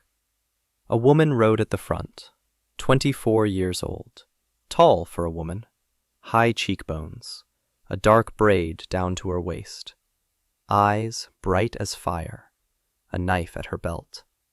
She dismounted at the gates and pronounced Daniel's name with an accent that turned every letter into a drumbeat. Yuna Jin, daughter of a nomadic chieftain, envoy of the Taebaek Khanate.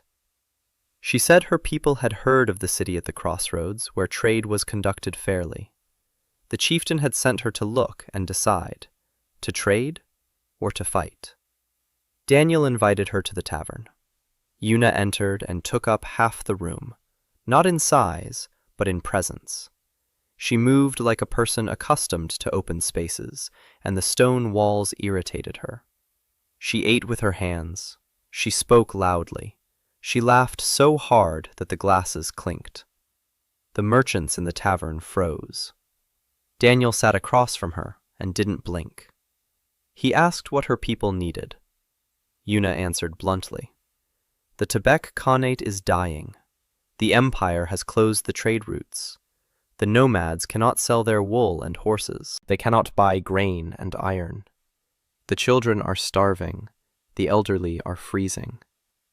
There are 2 options left: open trade or start a war to take what they won't sell. Daniel listened. Then he said there was a third way. Cheonggu, a neutral ground, neither imperial nor Sogyeon nor Manhwa, a city that belongs to no one and is therefore open to all. Nomads can trade here without asking the emperor's permission. Yuna listened, and her eyes narrowed, not out of distrust, out of calculation. She was just as calculating as Evelyn, just in a different language. She asked what Daniel wanted in return. He replied, the presence of a Taebaek delegation at the trade convention, a signature on the trade agreement, and one condition: peace. As long as Taebaek caravans passed through Cheonggu, no nomad would raise a weapon against imperial merchants.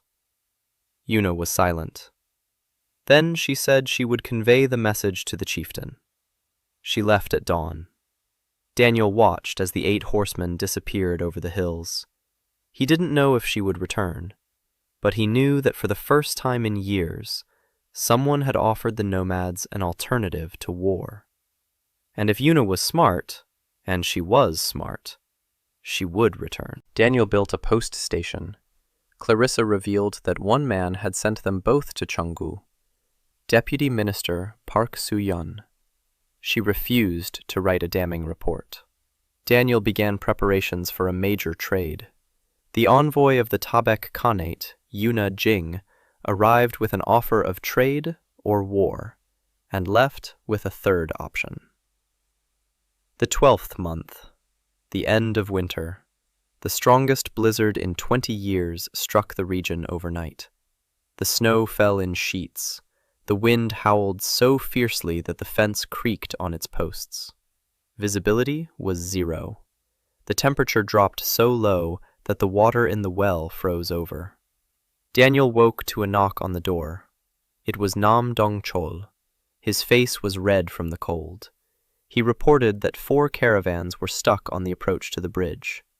An imperial caravan from the southern province, a Sogyeon caravan carrying wool, a Manhwa caravan carrying dyes, and a small convoy of Tabaek nomads with horses for sale.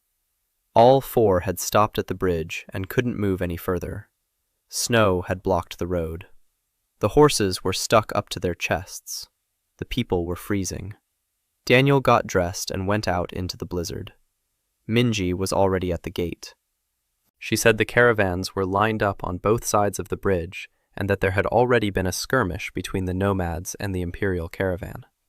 The Sogyeons were keeping to themselves, and so were the Manhwas. 4 groups from 4 different countries, and each considered the others enemies. Daniel made his decision in 30 seconds. He ordered the gates opened. He sent Taeho with a lantern to the bridge to lead the wagons into the city. He sent Hana with 5 men to clear the road from the bridge to the gates. He ordered Sora to prepare the infirmary for frostbite cases. He ordered the tavern keeper to put all the cauldrons on the fire. Every single one. An hour later, the first carts entered the gates. The people were blue with cold. The horses were shivering.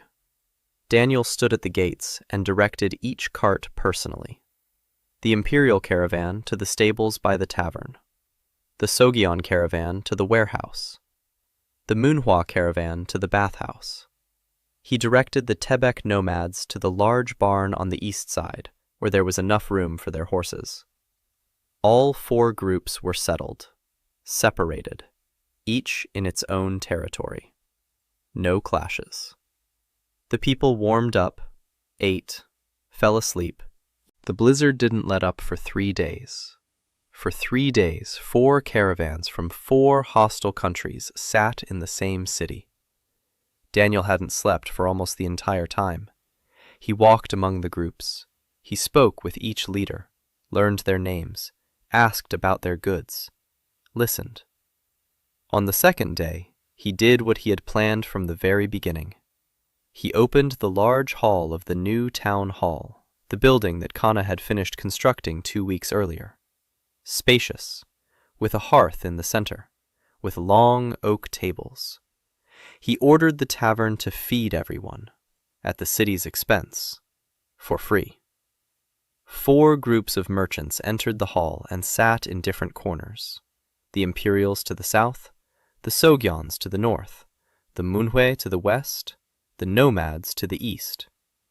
The silence was so thick you could hear the fire crackling in the hearth. Daniel sat at the head of the main table, alone, in the center. He did not give a speech. He did not call for peace. He did not ask for friendship. He simply raised his cup and drank. Then he turned to the imperial merchant and asked what he was bringing. "Silk," replied the merchant. Daniel turned to the Sogyeonese man. "And you?" "Wool," replied the Sogyeon. Daniel looked at both of them. Then he said that silk costs 3 times as much in Sogyeon, and wool costs twice as much in the empire, and both are sitting in the same hall, 3 steps apart. The silence lasted 5 seconds. Then the imperial merchant turned to the Sogyeonese man and asked what the quality of the wool was. The dam broke. An hour later, bargaining was underway at the tables. The imperial merchant was showing the Soginese man samples of silk. The Manhwa merchant was negotiating with the nomad about buying horses. Evelyn sat in the corner, her face stony with concentration, writing down the contracts. 4 contracts in one evening. Clarissa stood by the wall and watched. Her notebook was open, but she wasn't writing. She was watching. Minji sat on the floor, gnawing on an apple. Hana stood by the hearth, making sure the fire didn't go out. Sora quietly bandaged the frostbitten fingers of the Sogian cart driver in the corner of the hall. By the morning of the 3rd day, the blizzard had subsided. The sky cleared. The sun beat down on the snow so brightly it brought tears to the eyes. No one had left. The merchants stayed to finalize their deals. The imperial merchant and the Sogian shook hands. The Nkwa merchant and the nomad exchanged gifts. The small Tebek caravan, commanded by a young warrior named Togon, told Daniel that he would report to the chieftain what he had seen. A city where enemies are fed for free and allowed to trade. There is no such place anywhere. Daniel nodded. He stood at the gate and watched as 4 caravans set off in 4 different directions. Across the pure white snow, wheel tracks radiated out from Cheonggu like rays from a star. Kim Byung-soo stood nearby. He was silent. Then he said quietly that in 30 years in this city, this was the first time he'd seen people from 4 countries sitting at the same table without killing each other. Daniel didn't answer. He was too tired to speak. 3 days without sleep. But inside, he felt warm. Not from the fire, from understanding. His city was working. Not just trading. Not just standing still. It works as it was intended, as a neutral point, as a place where enemies become partners because trading is more profitable than fighting. A week after the blizzard, Yuna returned, with 20 horsemen. And with the chieftain's reply, Tabek will come to the trade fair. She dismounted at the gate and looked at Daniel. Then she said that Togon had told the chieftain about the night in the town hall. The chieftain listened in silence. Then he said one word. "Let's go." Yuna smiled, widely, without restraint, the way people smile who are used to the open sky and hide nothing. Daniel looked at her and, for the first time in a year, didn't think about blueprints. A fierce blizzard drove 4 caravans from 4 hostile countries into Cheonggu at the same time. Daniel hosted a joint dinner at City Hall and turned a potential conflict into a trade session. 4 contracts were signed between the warring parties. The Taebek Khanate confirmed its participation in the trade convention. Yuna Jing returned. Spring of the 2nd year. Preparations for the trade convention were in full swing. Daniel worked around the clock. He turned the town hall into a conference hall. Long tables for the delegations. Separate rooms for negotiations. Interpreters hired through Evelyn. 3 of them, from Sogyeon, from Manhwa, from Tebek. Food was ordered for 3 days. Accommodations for the delegates were assigned. The imperial delegation was at the tavern. The Sogyeon delegation was in the new guest house that Hana had built in 10 days. The Manhwa delegation was in the east wing of the warehouse, which had been converted into living quarters. For Yuna and her people, Daniel had arranged special. On the eastern outskirts of the city, behind the palisade, he fenced off a plot. He set up 3 yurts, real ones, made of felt and wood. Togon brought them at Yuna's request. Next to them was a paddock for the horses, an open hearth for a fire. No stone walls, no doors. The sky overhead, the steppe within the city. Yuna arrived the day before the convention. She saw the yurts and stopped. Her face changed. She wasn't smiling. She stood and looked. Then she turned to Daniel and asked why. Daniel replied that her people shouldn't have to live in stone boxes if that wasn't their home. A city can be different for different people. That was his strength. Yuna was silent. Then she said that in her 24 years of life, she had been to 12 cities. In each one, she was told to adapt. In each one, her people huddled within foreign walls and felt like second-class guests. This was the first city that told her to live as she was accustomed to. She moved close to Daniel, closer than propriety allowed. She was half a head taller than him. She said she would tell the chief. This man gave us land without taking a single scrap of ours. Then she turned and walked toward the yurts. Daniel stood and watched her go. Minji came up behind him and said he had a silly look on his face. He didn't react. Minji snorted and walked away. The conference began the next morning. 3 delegations. The Sogyeon delegation, led by the head of the Merchants Guild. The Manhwa delegation, led by the king's trade representative. The Tibet delegation, led by Yuna on behalf of the chieftain. The imperial merchants were represented by Evelyn, who over the past year had become Cheonggu's unofficial trade envoy. Daniel opened the convention in the town hall. He didn't speak of peace. He didn't speak of friendship among nations. He placed 3 folders on the table.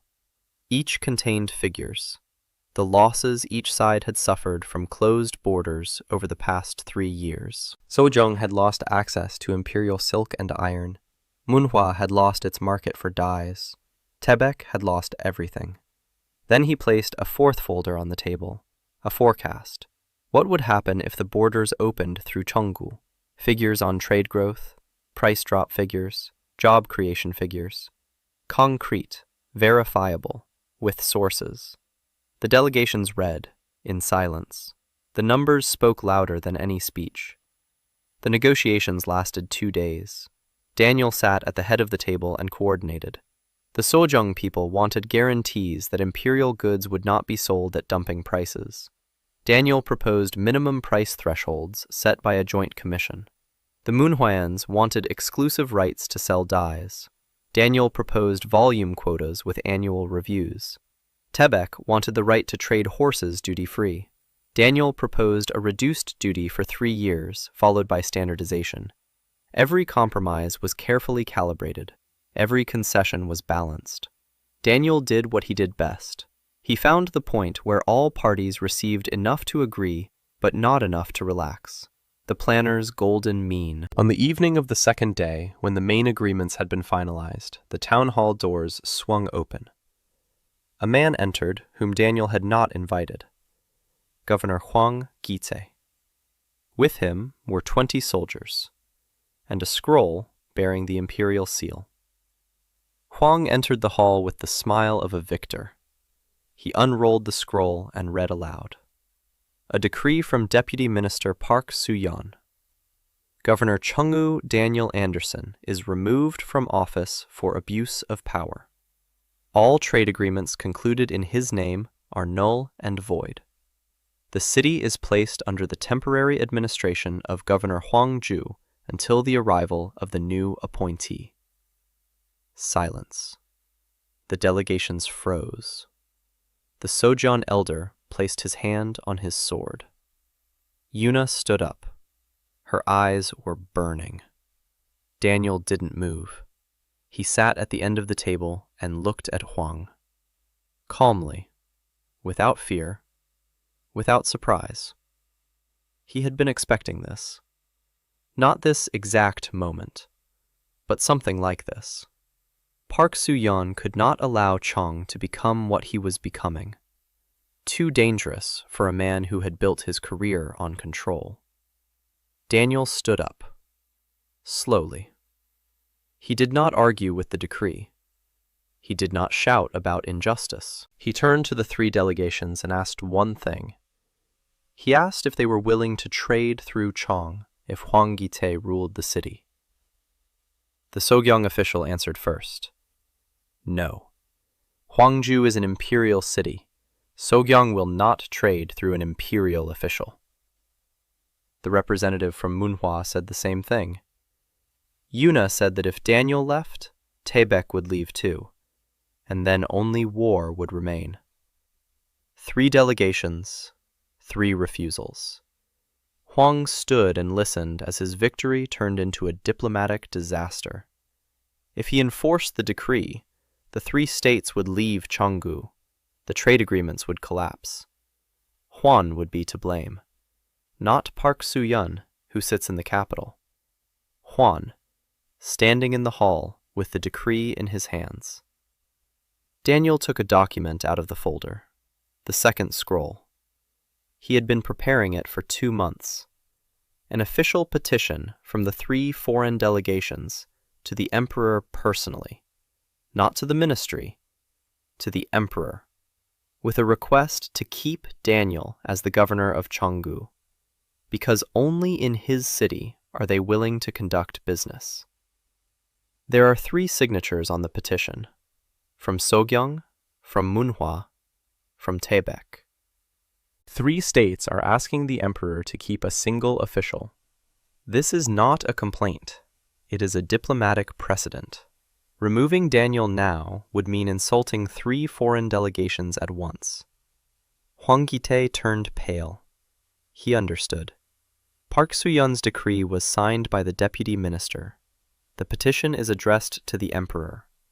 The emperor ranks above the deputy minister.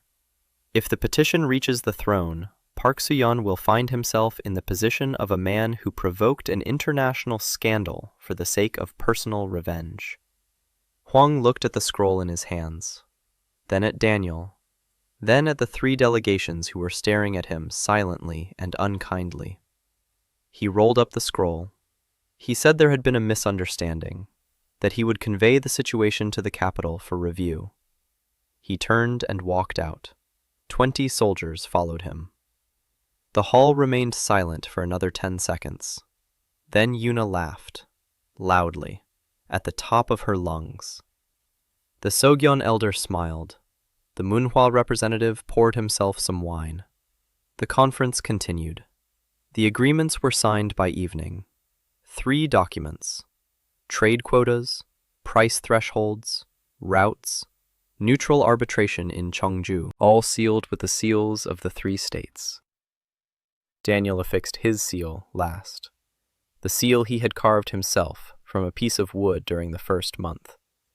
A simple circle with a road in the middle. The flag of Cheonggu. Late in the evening, when everyone had left, Daniel remained alone in the hall. The candles were burning down. Shadows crept across the walls. He sat at the end of the table and looked at the empty chairs. A year. 1 year. From 8 copper coins to the Trade Congress of the 3 states. The door creaked. Sora entered, quiet as always. She sat down next to him. She didn't say a word. Behind her, Evelyn. She stood by the wall. She crossed her arms. She was silent. Behind her, Minji. She plopped down in a chair. She put her feet up on the table. Behind her, Hana. She leaned against the doorframe. Behind her, Clarissa. She remained in the doorway, back straight, notepad in her hands. 6 people in 1 room. No one had planned this. Minji looked at Daniel and said, "Well, city governor, what are we building tomorrow?"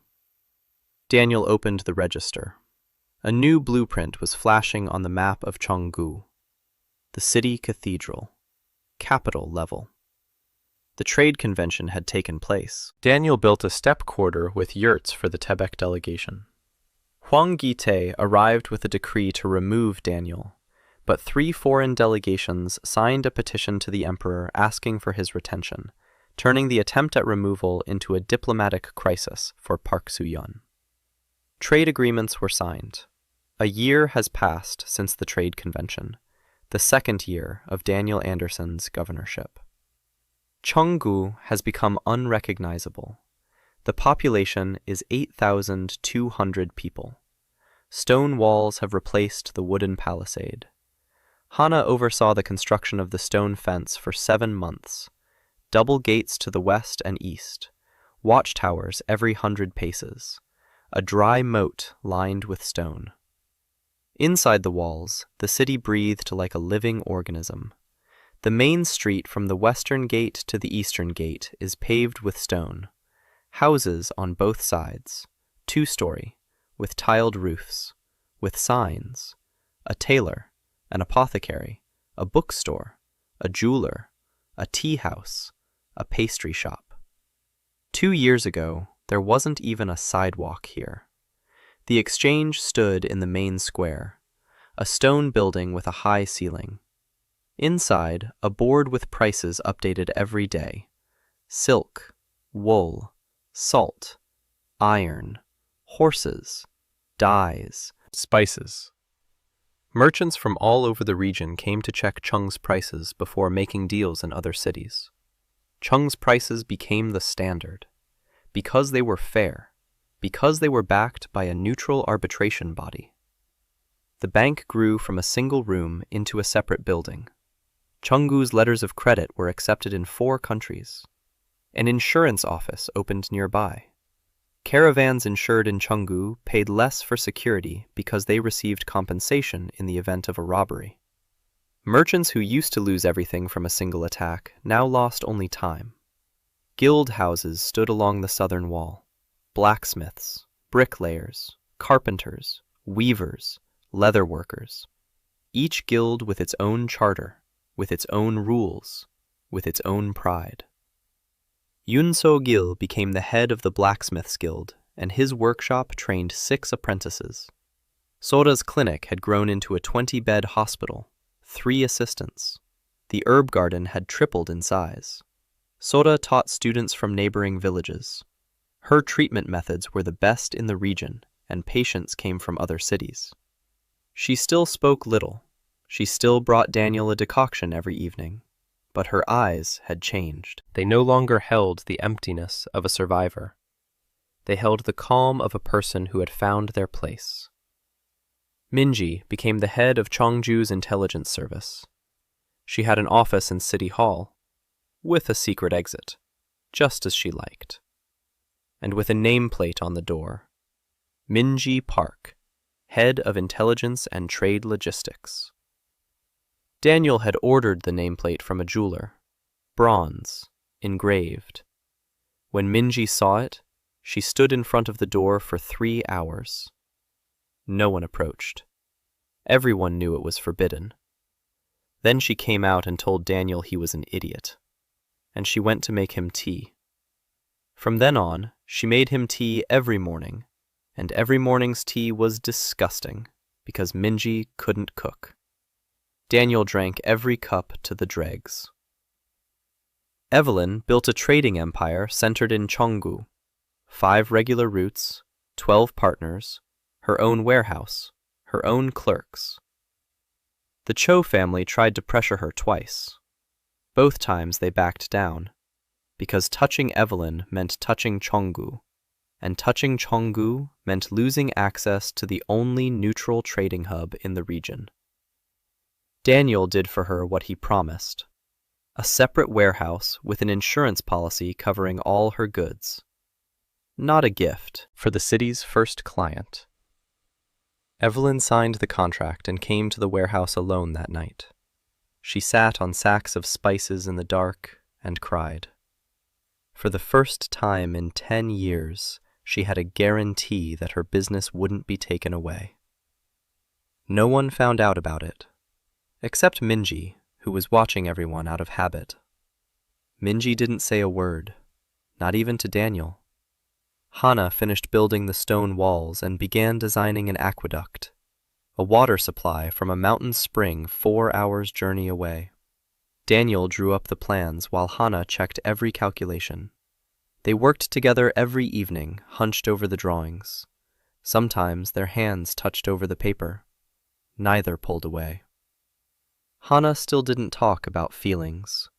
She talked about loads and tolerances. But when Daniel once fell asleep at the table, she covered him with her jacket and left. Just like Sora. Silently. Daniel noticed in the morning. The jacket smelled of stone and iron. Clarissa stayed. Her annual inspection had ended 3 months ago. The report was sent to the capital. Clean. Not a single violation. All comments corrected. All documents flawless. She could have left. She didn't. She said she wanted to stay on as a consultant on administrative law. Daniel made her position official. Legal advisor to the governor. The first thing he did after the appointment was to incorporate her comments on the aqueduct into the design of the next building. The drawing bore a signature, K. Morgan Architectural Council. Clarissa saw her name on the document and froze. For 10 years, her name had appeared only on papers that shut things down. For the first time, it appeared on a paper that built something. Yuna came every 2 months. The steppe quarter had grown. 5 yurts, a horse corral, an open market where nomads sold wool and kumis. Daniel was building a bridge between 2 worlds, the stone world and the steppe. Yuna became Tabek's ambassador to Cheonggu, the first official ambassador of the nomadic khanate to the imperial city. She was still loud and outspoken, ate with her hands, and frightened the courtiers. Daniel had gotten used to it. He had even learned to drink kumis without grimacing. The response from the capital to the petition of the 3 delegations arrived 4 months after the Congress. An imperial decree. Cheonggu is granted the status of a free trade zone with the right to neutral arbitration. Park Soo-young did not sign the decree. The emperor himself signed it, over the deputy minister's head. Daniel held the scroll with the seal and stared at it for a long time. It was not just a piece of paper. It was a shield. No official could now close Cheonggu without a direct imperial order. And the emperor would not close a city that brought him more taxes than the 3 neighboring provinces combined. Park Soo-young had lost. Not publicly. Quietly. The way bureaucrats lose. His plan had failed. The official he had sent to his death had built a city that outlived his intrigues. Clarissa received a copy of the decree and read it twice. Then she closed the notebook she had been keeping for 1.5 years and put it away in a desk drawer. She said she wasn't keeping records anymore. Not because there was nothing to record, but because everything there was to know about Cheong was written on its streets. Daniel opened the registry that evening. The panel glowed brighter than ever. The flow map was a dense network of yellow and green lines. Trade, people, money, water, information. Everything flowed, everything worked, and at the bottom of the panel, a line he'd been putting off for 1 year was flashing. Former city governor. He clicked. The registry opened the entry, a short one.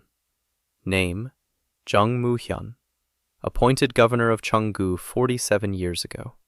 Received the registry, built the city for 3 years. The population reached 2,000. Then he failed. Reason? Loss of trust. The residents turned away. The blueprints remained unrealized. The city fell into ruin. Jung Moo-hyun died in Cheongju 5 years after the failure. Alone, in an empty office. The registry was deactivated. It awaited the next host. Daniel read and felt a chill, not from the words, from the realization. Ha Moo-hyun was a local. He knew the world, knew the rules, had the registry. And still he lost.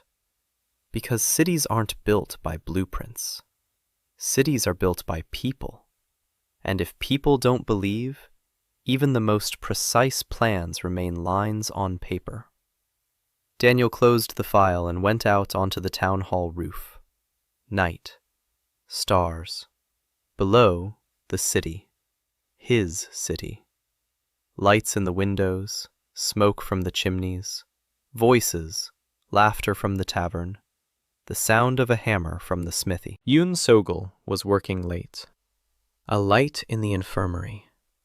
Sora was awake, seeing a patient. A shadow on the wall of the step quarter. Yuna sat by the fire with her people. A quiet rustle at the town hall gates. Minji was checking the locks. She did this every evening. No one asked her to. The scratch of a pen in the office next door.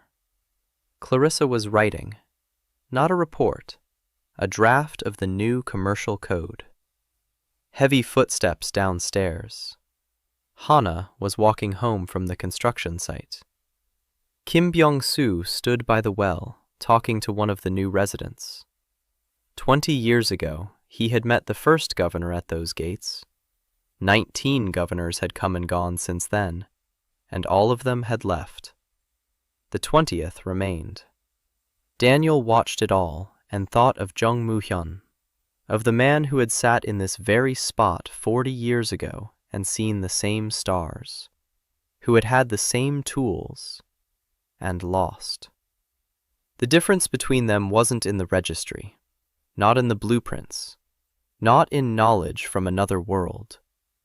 The difference was that Daniel wasn't building buildings. He was building people. Every warehouse was for Evelyn. Every clinic was for Sora. Every office was for Minji. Every yurt was for Yuna. Every blueprint was for Hana. Every corrected document was for Clarissa. From the outside, it looked like urban planning. On the inside, it was care. And people felt the difference. That's why they built for him in return. Not for pay, not by order. Because for the first time in their lives, someone was building for them. More goods passed through the city than through the imperial capital. Chung had no army, but no one dared touch him, because touching him meant bringing down the trade of 4 countries. A city held together not by swords, but by trust. Daniel climbed down from the roof. The hallway was quiet. He walked past Clarissa's office. The light was still on. Past Minji's office. Dark. She was on her rounds. He stepped out onto the square. Warm evening air. Spring. His second spring in this world. In his past life, he had died at a crosswalk, thinking that the intersection needed to be redesigned. In this life, he had redesigned an entire city. And something else. He had built a home. Not a building. A home. A place where people wait for his return. Where 6 women come to his office without coordinating.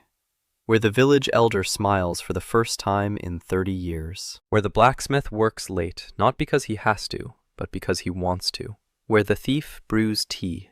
Where the doctor sleeps without nightmares. Where the nomad laughs out loud. Where the builder checks the blueprints, not because she's afraid, but because she believes. Where the auditor, for the first time in 10 years, signs off not on destruction, but on creation. Daniel Anderson, city planner from Chicago, governor of Cheongju. He stood in his city's square and looked at the stars that aren't visible in Chicago. The registry flashed before his eyes. A new blueprint opened. The university, imperial level. He smiled. Kim Byung-soo stepped out of the darkness. The old man looked at Daniel, then at the city, then at Daniel again. He said that tomorrow the first trade caravan from the kingdom of Manhwa would arrive at the western gate via the new route. 200 wagons, the largest caravan ever to enter Cheongju. Daniel nodded. He said they were ready. Kim Byung-soo paused. Then he said quietly that he was glad the 20th governor turned out to be different from the first 19. Daniel looked at the old man, at the man who had stood at these gates for 20 years seeing off officials, and had waited for one. He said he wasn't going anywhere. Kim Byung-soo nodded. He turned and walked away. His back was straight, for the first time in 20 years. Daniel remained in the square, alone. Night. Stars. The city slept around him. 8,000 people behind stone walls, each with their own story, each with their own pain, which he had accounted for in the blueprints. He closed the register. For the first time in 2 years, the panel went dark, and the world became simply the world. No numbers, no graphs, no forecasts, just a warm breeze, distant laughter, lights in the windows. Home. He turned and walked towards City Hall. 200 carts tomorrow. Need to prepare the warehouses, check the scales, coordinate the layout with Evelyn, discuss the gate expansion with Hana, ask Minji to check the route, warn Sora in case there are wounded from the road, send Yoon a message so her merchants are ready for the meeting, show Clarissa the documents for the new route. Work. Always work. The city never sleeps, even when its inhabitants do. But it was good work. Work for the sake of the people who are waiting. Daniel entered City Hall and closed the door behind him. A cup of tea sat on the table. Cold. Minji had left it there before her rounds. A bundle of dried herbs lay nearby. Sora had placed them there in case he got a headache. Under the blueprints was a note from Hana with revisions for the gate expansion. In the corner was a folder from Clarissa containing the finished draft of the commercial code. On the windowsill sat a small wooden horse carved by one of Yuna's people. A gift. He sat down at the table. He looked at it all, and smiled. That very same smile with which he had once stepped down from the carriage onto the muddy road in front of the broken gate. Hello, my name is Daniel. I am your governor, and I'm not going anywhere.